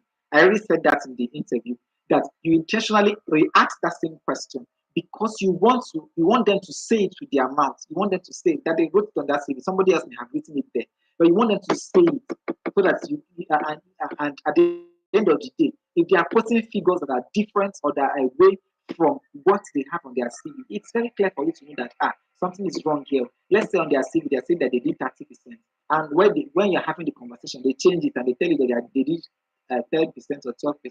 Something is wrong. Why 30 and you're saying 12?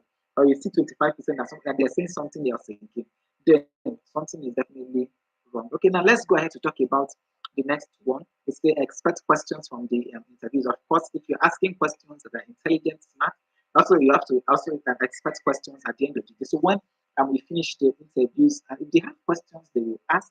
Now, as answering questions, of course, you should know the limits of information that you need to give out. Some applicants always want to move ahead. They always want to move faster. In that situation, what do you do? Always restrict what you say, the information you give out, because at the end of the day, if they are the preferred candidate, if they are if they get hired for that role, that's information that they are asking for, and even more they will get to be given to them. So by the end of the day, the person is asking for information that you should not give out. Kindly ask that the person be patient. In due course, they will get that answer. They will get the answer to that particular information that they require. Of course, if that question is something that maybe they're asking to for it that you disclose certain information that they should not have, then if you disclose that, then I think that's on you as a recruiter. Then let's go ahead to talk. Then when it comes to questions, of course, we're going to expect questions and also answer them. Then use a copy of their CV and their resume. So you have to get a copy of their CV and their resume handy to use that. So of course, their soft copies, you can just open the mail where they sent, and while you have the mail, the soft copy right in front of you, then they make their presentation and it's much more easier. So if they are bringing their CV, they bring a copy of their CV to the interview, then that is great. You file them as well. Though most organizations these days do not ask you to provide a hard copy anymore because but when you're now going to be, when the candidate is now going to be hired, that is when the candidate is going to be brought on board the organization, they will provide hard copies as well. But since they have the soft copy, they will use the soft copy. So as a recruiter, you are going to be using the soft copy, or you could also use the hard copy as well, whichever one. But make sure that you have their CV handy while you are interviewing with them. Don't just interview and say, okay, I think I have them in my mind.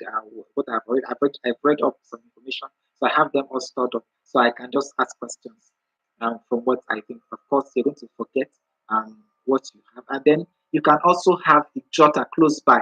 You can so while you are interviewing that candidate, you are taking notes away from the scorecard.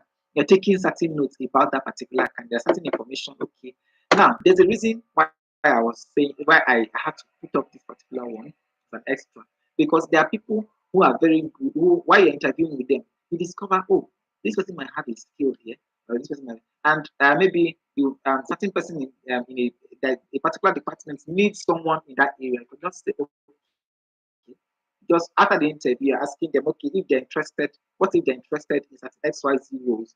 Would they like to function there? That if an opening in XYZ role comes up, would they be interested? So you can just throw that in. So if they give you that's a great response, you can just forward their profile to the next, that's to the department that's in concern or that needs that particular talent. Okay, I think that's said. Let's go ahead to talk about ask questions as well. Always ensure to ask questions from the resume. Don't ask questions outside of that. Then let's also focus on dress professionally. You as the recruiter. So when you're having when you're having the interview, you dress professionally. Remember, we're talking about people attending interviews on pajamas. So you should not also do that. Then you dress professionally because they also you are the you are the interviewer. So you should also lead by example. Then go ahead and do a follow up when after the interview you do a follow up. Then talk about listening carefully, keep to time. When if you have said it is 10 a.m., be there 10 a.m. Then it's not like you set the time as 10 a.m. and you are truly in casually to the interview venue by 11 or by 12. Then I think there's an issue there. I understand the fact that there are certain situations or certain circumstances are beyond you, so you can't be able to do anything about that. I understand that. For instance, where you maybe certain senior officers have to be in that particular interview, and you cannot do anything about it. You are there already. If you have set the time as 10, and they themselves agree to the 10 a.m. time, then and they do not show up at that particular 10 a.m. So that's beyond what you can control. It's not you. So at the end of the day, when they come in, they can apologize. So and join the interview. Okay, I think that is that. Then I talk about listening carefully. I think that is that. Then at the end of the day, that's close the interview on a positive note. Close the interview on a positive note. Very much important that you always close the interview on a positive note. Remember when we said appreciate people for participating and for coming for that interview. Appreciate them, thank them very much for being a part of um the interviews. I think that is all, and that brings us to okay the next slide. Okay, that brings us to the end of the three modules that we considered this morning. Okay, I think having done that, having done justice to this subject line that we considered today, let's have your questions, please. Can start asking your questions now. Let's let's have the questions coming. You can type in the question. Okay, maybe I'll just scroll up while you're typing in the question. I'll scroll up and respond to some of them that came in here. Okay, please let your questions start coming in. Let the questions start coming in.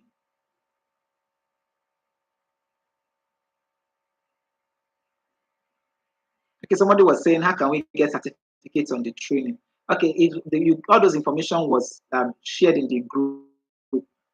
That's once the learning assessment has been conducted, of course, the certificates will be, you get more information on that. The certificates will be prepared and sent to the successful participants. Okay, so now we'll go on to talk about this one. All right, let's go ahead and to the next one. It says, well, if someone doesn't know how to write down properly, shouldn't he or her seek professional help, even if it means to pay? Of course, that's from Pamela. Is beyond my, of course, I believe that's what it is. But most people are very, very adamant when it comes to personal development. They are very adamant. They want to be pushed, not just even pushed by people, but pushed by circumstances. When they lose opportunities 2 or 3 times, maybe they can now begin to uh, make some effort to um, personal development. A practical example is even where you have you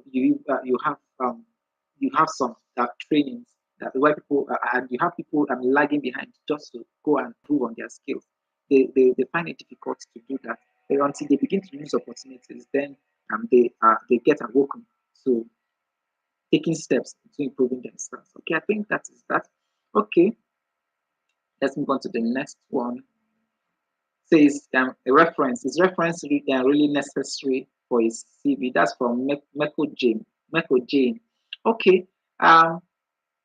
Jane, I think maybe if you didn't get if you didn't get my what I was saying very well, I said for instance, answering your question, reference is necessary on his CV. Very, very necessary. But if you decide to put available on request on your CV, then that is that. If you do not even put that, at the end of the day, you'll be asked to provide a reference. Before you are employed, you will definitely still provide that reference. You will provide it. So, but if you, for some people's CV, they just decide to put available on request. So if as a recruiter, you need that information, you ask for that information. And as a recruiter, you will need it. You will definitely need that information. So, because once before you even progress to the next phase, yes, they are very good, their profile is great, but you need to get information from their reference to be very certain about that particular person. Okay, I think that's okay. So, can someone use her reference as her husband as a reference? That's from Olabanji Florence. Okay, oftentimes references are always suitable when it's coming from not just someone so like a close relative like that, a very close relative. Even distant relatives can stand as a reference, but it's more important that you use references that come from people who are not related to you are very more authentic, because one, if you don't if let's take for instance if you're not so great at certain things, will your husband say it's the way it is and say and tell and say that you're not great at this? That's one of the. It might be somewhat a little bit biased, and even if it is, if even if it is he is not biased, he say the way it is. How do you think that the recruiter or the HR will believe wholeheartedly what he would say or the feedback he will give? I think um uh, the, there will be somewhat of a doubt. So we need someone that is neutral, someone that oftentimes that does not have any connection with you. Those are great references. Oftentimes previous employers, previous supervisors, previous previous supervisors or superiors, even they are very good references. If your even your pastors, then your imams, your like people who do not have any direct relationship with you. Of course, because they have direct relationship, they want you to get the job now. So what would they not say? But those references will say it the way it is. That's the essence of having a reference. So you, as a recruiter, you have to pay close attention to that. So you have to be certain that this information that you're getting from this person is not just coming from a place of bias. So if you are, for instance, you're calling the person, you want to know who that person is to them.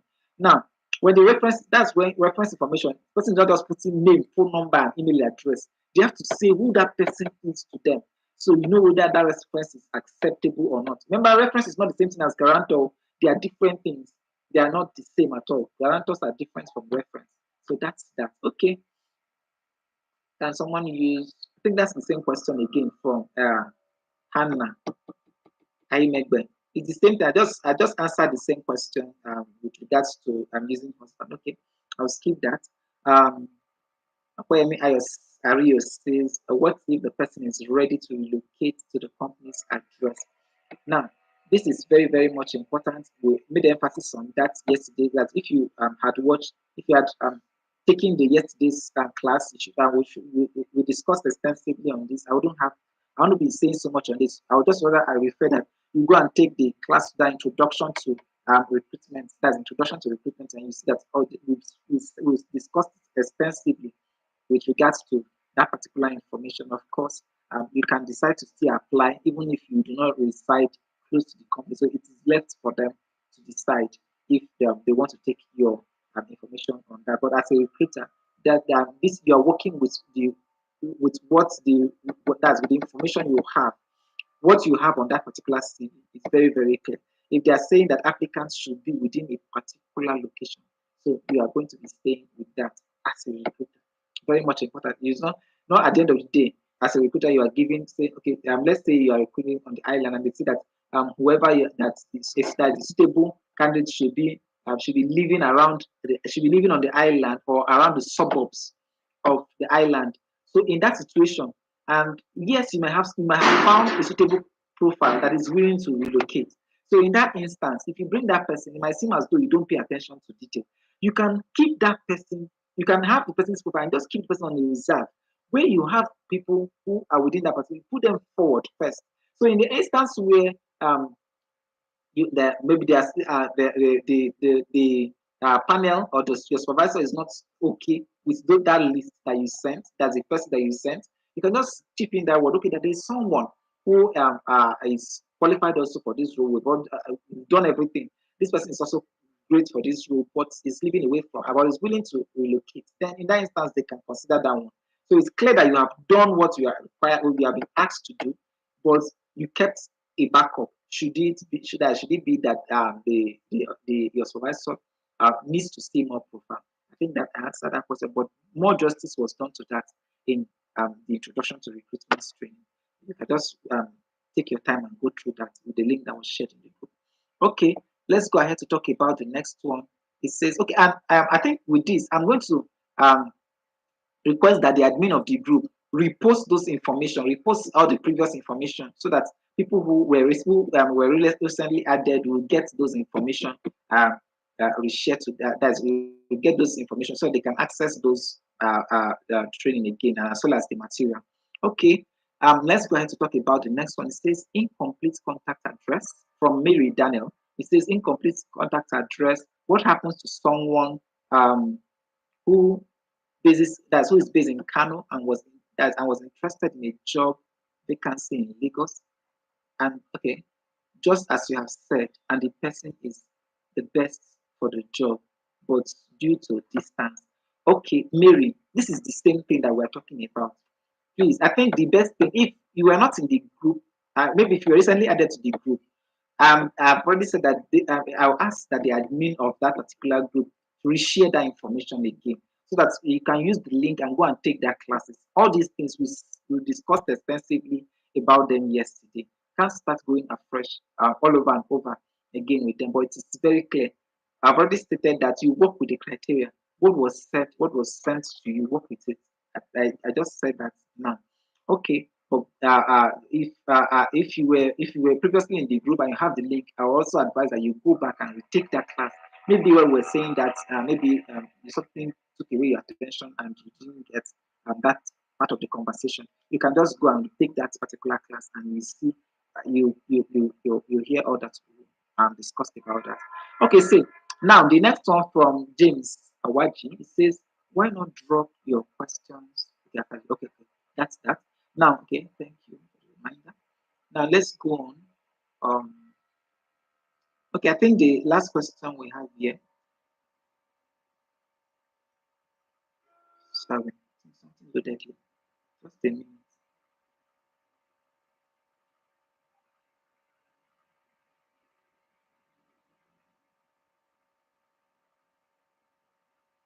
Okay, I think I have that. It says, what happens if the person with MSc HND is not qualified? The person with OND happens to be more qualified than than the required candidate, what do you do?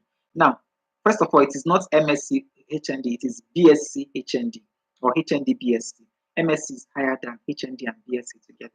So that is first correction. So now when you have such a situation, you just apply that same strategy that I talked about with regards to that earlier question from the other guy that says, so you just keep this particular profile handy by the side. So when you have, but you work to get a BSc HND, because if a job role has stated that the minimum requirement is HND BSc, there's a reason why it is so. Why they have stated that the job role that they require a HND BSc.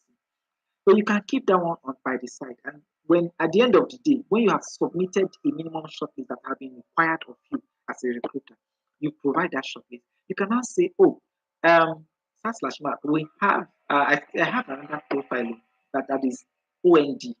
So, but that's if they decide to pay attention to that, because oftentimes there's a reason why it is HND BSc. If ONDs are to be considered, you also be notified.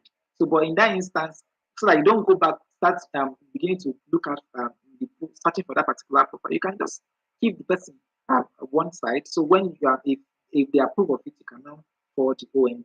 So I think that's that. Okay, says okay, let's go on. Okay, that's from Adikemi Odulade. Says, good morning, sir. How long should an ideal recruitment process take?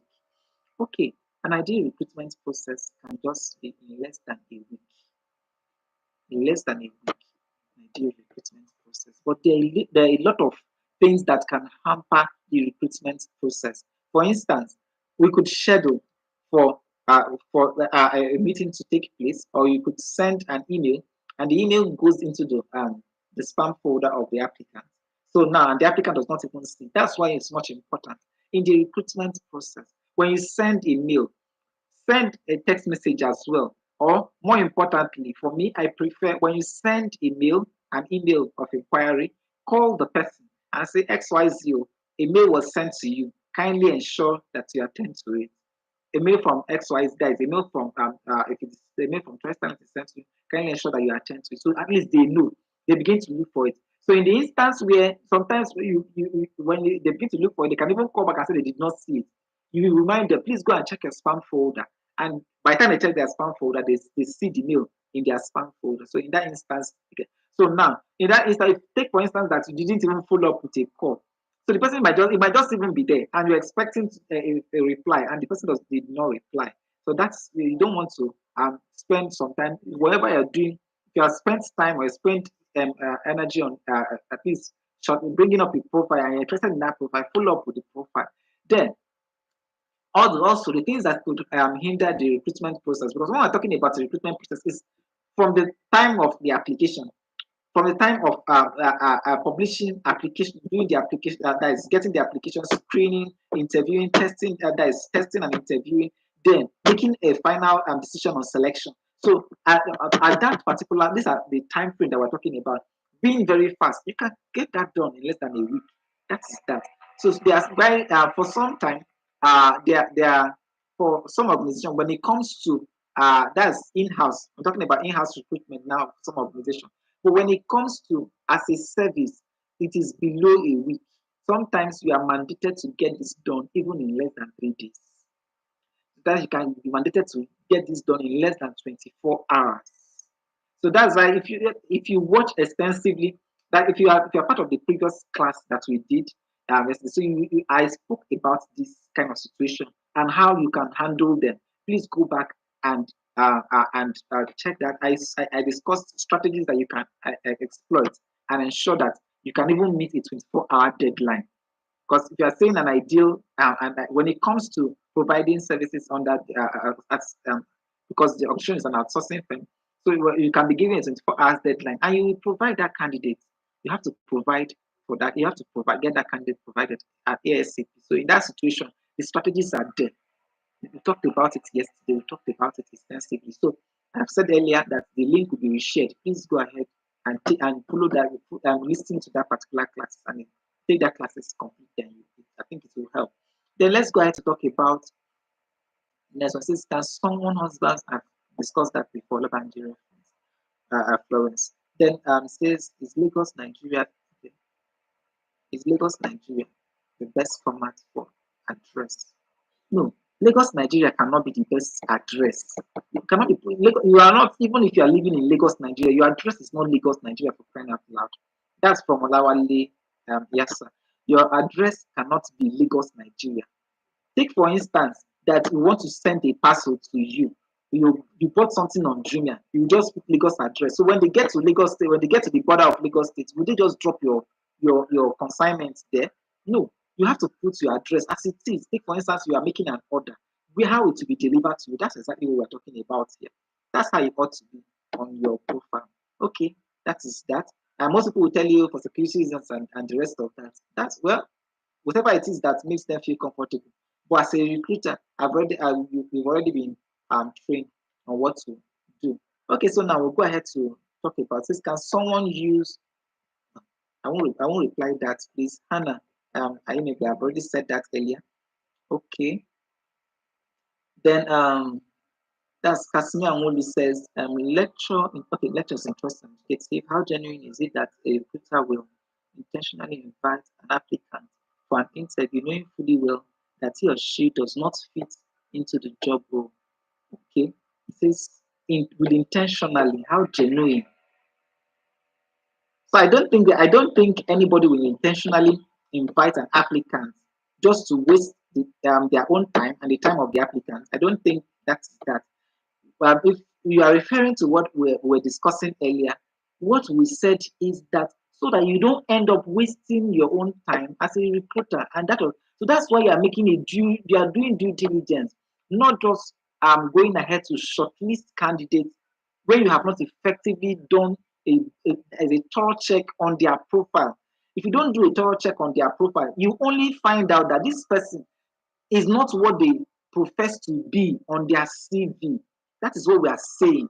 That you do an investigative questioning, a thorough and in-depth research on that document that they have provided on their CV to be certain, oh, this is exactly what I want. This is exactly what the auction is looking for. That it matches the criteria before you're inviting the person for an interview. Such that because it might look as though okay, that this profile is close to what we want. By the time you now bring the person, you're interviewing with that person, you discover that that is below what we want, or this is practically not what we are looking for. That's what we are making emphasis on. And I think maybe this is clearer to you, Kasmi and Mulu. I think that is clearer now. If that is not your question, please you can rephrase that and let me know. Okay, Esther Waliba. Okay, says I read somewhere that writing available on request on the CVs are dated. How true is that? Okay, writing available on request on CVs are outdated. How true is that? Now, oftentimes, just putting out information of your reference on your CV, that's as an applicant, most people do not prefer that. And that's okay. I understand that because this is that information and you're sending it out. But your own personal information, you are the one that is looking for the job. Your information should be there. But the information of your reference can be available on request. Of course. Like we already said that, I don't even expect this question again. As a review that is being trained in the recruiter role, what if that information is not there? Just do a mail. As long as the person's phone number is there, you're taking the phone number and calling. Hey, Jackson. Okay, I've gotten your profile. I think you have an interesting profile here. Can I get your references? Send me 2 of your references, or send me 3 of your references. That can be via if you are making a call, tell the person to reply the email of the application and by sending a reference. Then, more importantly, it's easier to trace by just replying that mail. Just you reply the mail and ask them to provide 3 of their references, details of 3 of their references, and in fact all the details that you want on their reference. Then you put a call across and let them know that you sent them a mail so that they can reply to it. Now, there's something about reference. You might put a reference there, and that reference that you put, I don't want to work with it. Practically, now, an example is maybe We want someone with an expatriate reference, a reference who is an expatriate. Take, for instance, we're hiring for someone who is going to work with an expatriate. If you're going to work with an expatriate, and the expatriate is saying that if you are going to work with me, I want somebody that has already worked with an expatriate before, and possibly maybe an Asian expatriate. So you see, if I'm going to reach out to you, you may have sent your CV as the applicant, and you have reference information there. And the reference information that you put are Nigerian, or the references that are to your own country, are native to your own country. But this whoever who you are going to be working with is requesting that you provide maybe an Asian. I'm giving an example, maybe an Asian reference. So you see that reference that was placed there, we definitely not is not that it does not practically suit. So we want another reference in that instance. So at this stage, we have to write back a mail to that person and ask the person to provide a reference. Now, reference in this category, of course, you have this. They're often in the requirement where it will be stated. Ability for this, the applicant is supposed to have experience working with, maybe it can be the same, working with American employers, working with British employers, working with Asian employers, working with Indian employers. So you may have said something like that before. So if you are applying, it means that you must have had those references down. So that is that. So I think that is very clear here, right? I think I spoke at length to that. Um,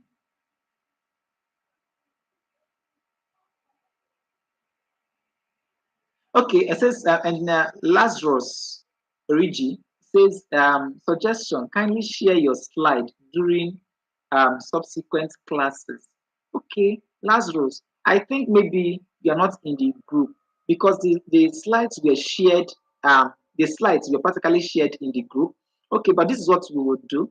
I'll request that the admin for the training attach a link. It's going to be it's definitely going to be time bound, but they're going to attach a link for you to download the training material for this particular one.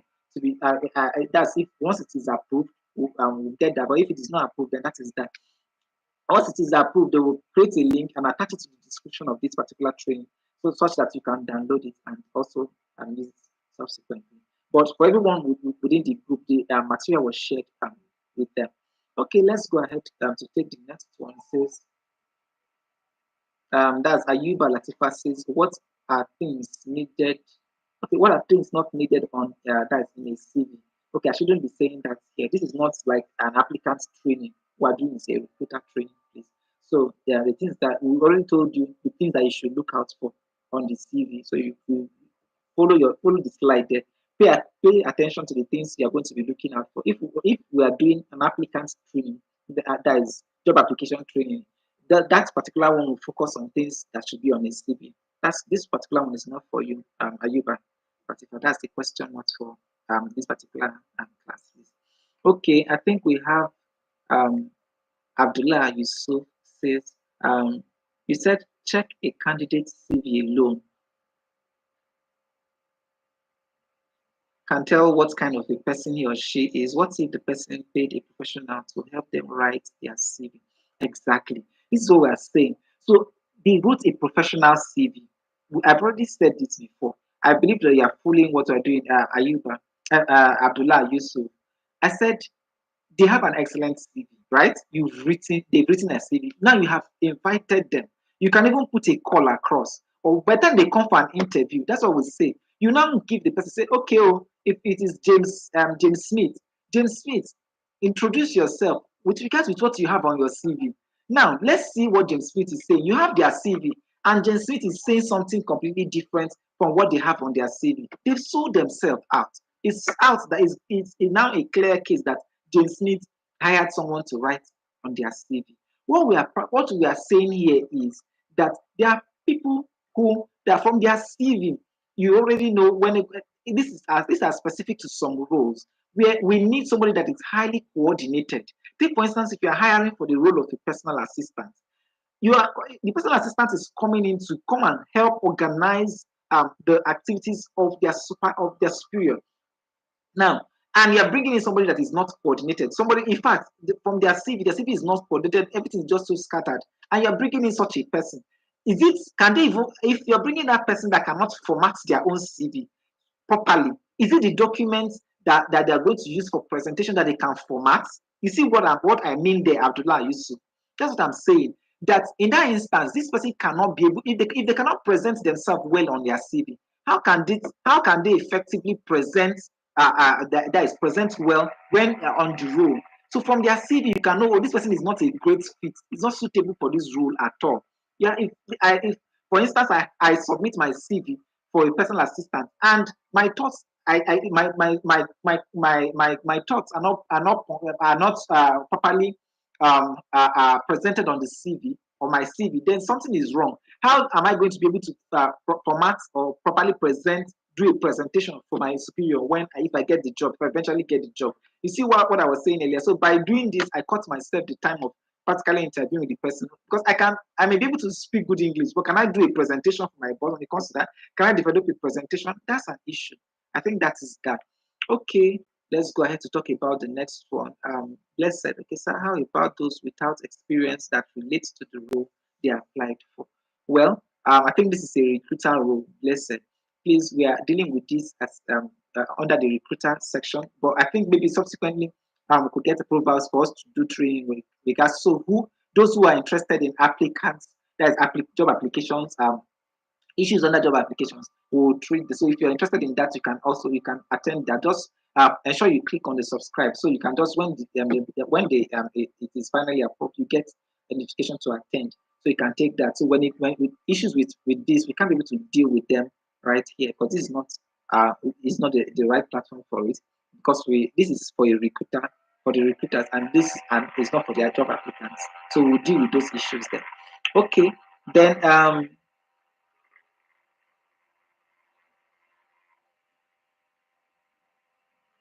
okay, more about that one that I just said now, blessed. If they don't have the experience for the role, you have no business going ahead with their profile. Now, let's go ahead with Emmanuel Saturday.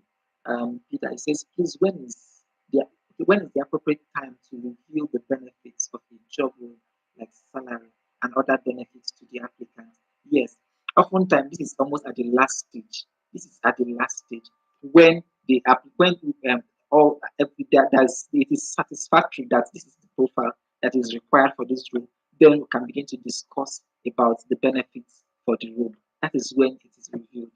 Oftentimes, for some organization, what they do is that they just put up a salary, and at the end of the day, that is the other benefits are now made known to the applicant, should they be successful on the role. That's if they want people who are not driven or motivated by the benefits on the role, people who know what they are doing. So there are certain times it all depends on the methodology that the organization wants to use.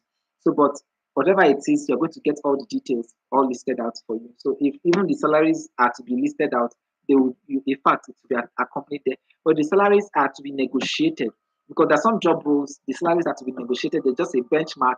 You want the benchmark, you negotiate on that benchmark, whichever it is. So there's a threshold. So within that, you just make your negotiations.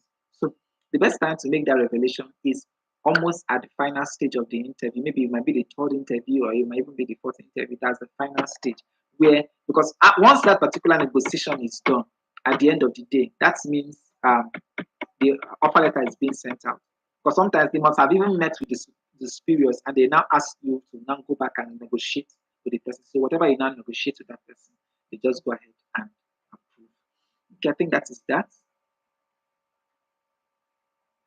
Okay, that's from Marcus Dan, and says, well done, sir. You did justice and did it. Okay, thank you for that as well. Okay, thank you very much. That's from Genebe, that's Emmanuel. Thank you very much for such an impactful training. Thank you also for that acknowledgement. Okay. Okay, so we have James Dawaji says, okay.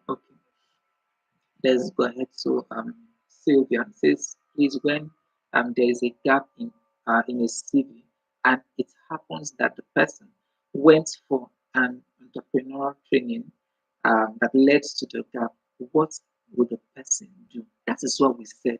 If there is a gap, just state the training. You went for a training. You can state it there. It is very clear. So such that when the person see, let's take for instance, you worked from 2017 to 2019, and between 2019 to 2022, the person went on. That's okay. The question is that the person went on an entrepreneurial training. So why you as a recruiter, you're not keeping a blind eye to the gap, is that you are to ascertain that this, so that you, because you give you're going to give a report for every profile that you interview with, you give a report. So that report shows that okay, you identify that there is a gap, and the reason, this is the reason for the gap, that is it. So you, on that, on your profile as as the applicant is supposed to provide that details on their CV. So it's either, if I look on their CV and I still get that there's a skip in the job description, the next thing I'm going to look out for as a recruiter is that I'm going to go and look out for on their training and their education. I want to see, oh, did this person go back to school during that period? Of course, because some people, they have OND and they are working through, for some period, and they now move away from work and they go fully into school and they study, and there's a 3 years gap, there's a 4 years gap, because maybe they have to do their HND, and they even go for BSc, and at the end of the day, they do their NYC. So maybe they have this much gap, and they come back and say, where's this gap? And I can see, okay, between 2013 that this person left, okay, till 2018. Oh, okay, and I can now see NYSC in 2019, or between 2017 to 2018. Okay, this is, so I think the gap is there. It is very clear what this person was doing during that period. So I think that is that. Okay. Um, Geneva Emmanuel says, based on the reference section on the that is of the CV, is it compulsory to include? I've already said that now. I've already made reference to that. Okay, I made reference to that earlier when I was saying they have to put their reference. But in a case that, but sometimes just put available on request, where if they need the reference, the recruiter is definitely going to request for. But you as the recruiter, that is going to work in the chat, but you're going to request for the reference. The reference is needed. You have to request for that. If they have available on request on their CV, just send the email, request for it. More importantly, a mail is better because it's easy to document, because all you just do is to send to printer, print it and attach it when you're filing, you file everything together. That is that. Okay. Okay, let's go ahead to talk about the next one. Okay, Lazarus Sunday was saying, how do you get, I think that how do you get the forget about it. The link will be shared and you will get you will be able to download it. That's once it is approved. The link will be shared on how to download the learning material. Okay. Uh, okay. For everyone saying thank you too. Thank you for the recognition. Thank you. Okay. What does reference include? Okay.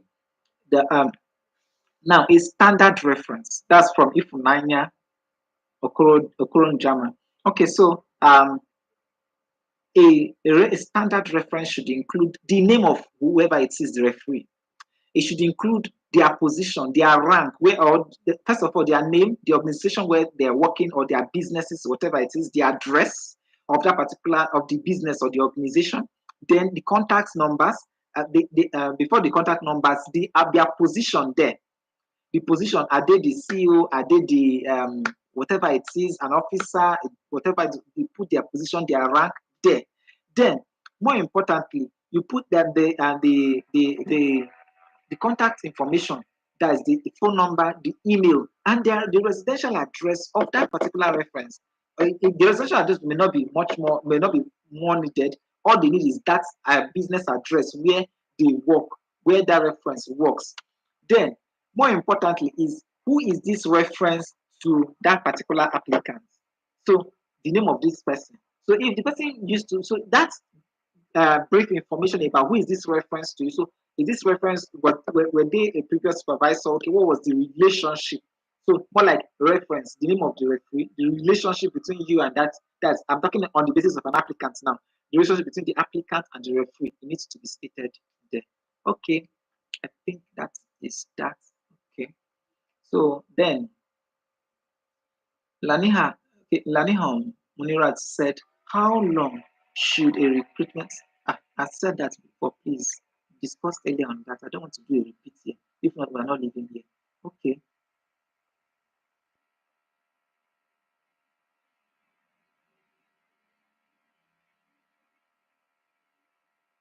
Hold on. Try to get all the info, all the questions.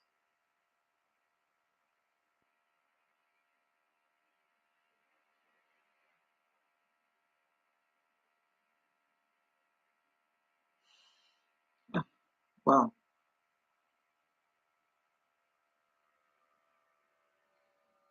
Okay, it says that's from Philip Agbonica. It says, I really want to know why HR in Lagos are so biased.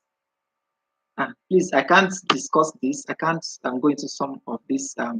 When it comes to um, bias like this, what I know is what is going on in Choice Talent. I have no Choice Talent is not the HR for Lagos, and we can't say anything with regards to this. What I'm saying is, at the end of the day, with regards to this training, you see in your training material, it is very clear that it's prohibited to even be biased. So I think that is all I can say for that, Philip Bonica. So let's go on, please, to the next one. Um, says James Sawaji ask questions at the end. Okay. Um, Emmanuel that's Sunday. Also, what is more important when screening an applicant? Is it their educational qualification? Please, everything you see on that CV, everything you see on the training material is important. I don't expect that question. Please just follow what you have on that particular. It's you have all the list of the things that you're asked to pay close attention to. You cannot select work experience that you want to focus on and the qualification and abandon the remaining. If you decide that that is what you want to do, go ahead. I think the evidence is here that you were trained and you decide not to follow the. Um, okay, so now let's go ahead here. So the next one says, the deep way Chidima. What if an applicant read marketing and wants to start a career in HR? Will it be granted? Of course, what you need is a training. You take training, you take your training and you take a course on it. You begin to develop yourself in that line. What you need are development materials. You begin to develop yourself, take classes, take courses in HR, and can begin to develop yourself there. Okay, I'll talk about Olabanji Florence. Please tell us how cover letter can be written. Olabanji Florence. Wow. Okay, maybe you have to. I don't understand. This is a recruiter training, so for me to start teaching you how to write a cover letter, I think that should be a service you should pay for. Especially, I don't. How do I start teaching how to write a cover letter? I want to derail this class? No, we will not be answering that question. Okay, now let's go ahead to talk about Chinenye. It says, thank you so much. Okay, thank you as well. Then how long should a recruitment process take? I've already answered that. No repeat. Then Egbobe, Christopher, you people should stop. Of course, they should stop repeating questions. Then they can always retake this class to ensure that it does. As long just retake this class and you see that. Then it says, what can I do to remedy a difficult thing? That's Opeyemi Ario. What can I do to remedy a default on CV when I already submitted it before job interview? Well, what you can do is come with the old one you sent. That if you are coming physically to the interview, come with the old one and come with the new one as well. So now, take for instance, you have an outdated CV. You submitted an outdated CV. If you were called for an interview, come with the updated one as well. Very important. Very important. So if you come with the two of them, let them know. Let the information be that the one you sent out was actually the outdated one. You have the current version. So and you give them the current version. It shows that you are thoughtful as well. Okay. Um, Michael Ajileye, when should we switch to online interview and when is it not convenient to do a physical interview? Well, oftentimes online interviews are usually first round of the interviews to be done, and when the interview progresses, then it becomes physical. Of course, the physical you don't just jump to a physical interview. Of course, now when you have technology that makes things easy, you don't start inviting someone to an interview when there is no potential. That is to a physical interview when there's no potential that okay, this interview this is leading somewhere. You run those first phase of the interview because technology have helped have simplified the process. Prior to this time, the person have to first of all visit. You have to see them. You have to see face to face. But now, technology have made it easier that we can hold this thing so such that even you, because the time to prepare a physical interview is and the resources involved takes more. It costs more. to hold a physical interview than even a virtual interview. Once you do a virtual interview, it's easier for you, easier for the opposition, easier for the applicant. I think that is that. So as it progresses, if the person is more is suitable for the role after your virtual interview, now that they're coming physical, then you move to the physical interview. Okay, now let's go on. Joanne Agwahe says this question is for social media check. Okay, how do you handle applicants that don't use social media or have any social media account? Okay, now in that instance, there if it is mandatory that the applicants must have a social media account, then you just have to notice there that they don't have in your report that they don't have social media account. That is one, because you have to ask that to verify that they have, because in the future if they do not, if they have and they lied about it, then that's a problem. Then secondly, if they have, then you can go ahead and um, find out details about their social media account. Then they might have and they don't use their social media account now, but it all depends on the essence for doing that background check on their social media. That's their social media check. It all depends on the agenda, what needs to be accomplished. It might be about the type of content or to understand the kind of person that this person is. So by doing that, you can do that. That is, you can, if they're not a regular person on social media, you always say that okay, that then if they are the type that post content and they're posting every bank, you already have your report. So the person is checking on their state and that is understanding, checking that particular candidate because they don't use social media. Even if they use or they don't use social media, just your report, make state it on your report. If they don't use, state it on your report. They have and is inactive, state it on your report. They have and they're misusing, in fact, they are doing exactly what the company does not want on social media. You state it on your report. That's just what it is. You have to do investigation and do your report. Okay, it says Emmanuel's son Saturday says, okay, some people use AI to generate their CV based on the job role, and some of them are very fluent in speaking, but most time they may not have that working ability or even are ready to learn on the job. What do you do?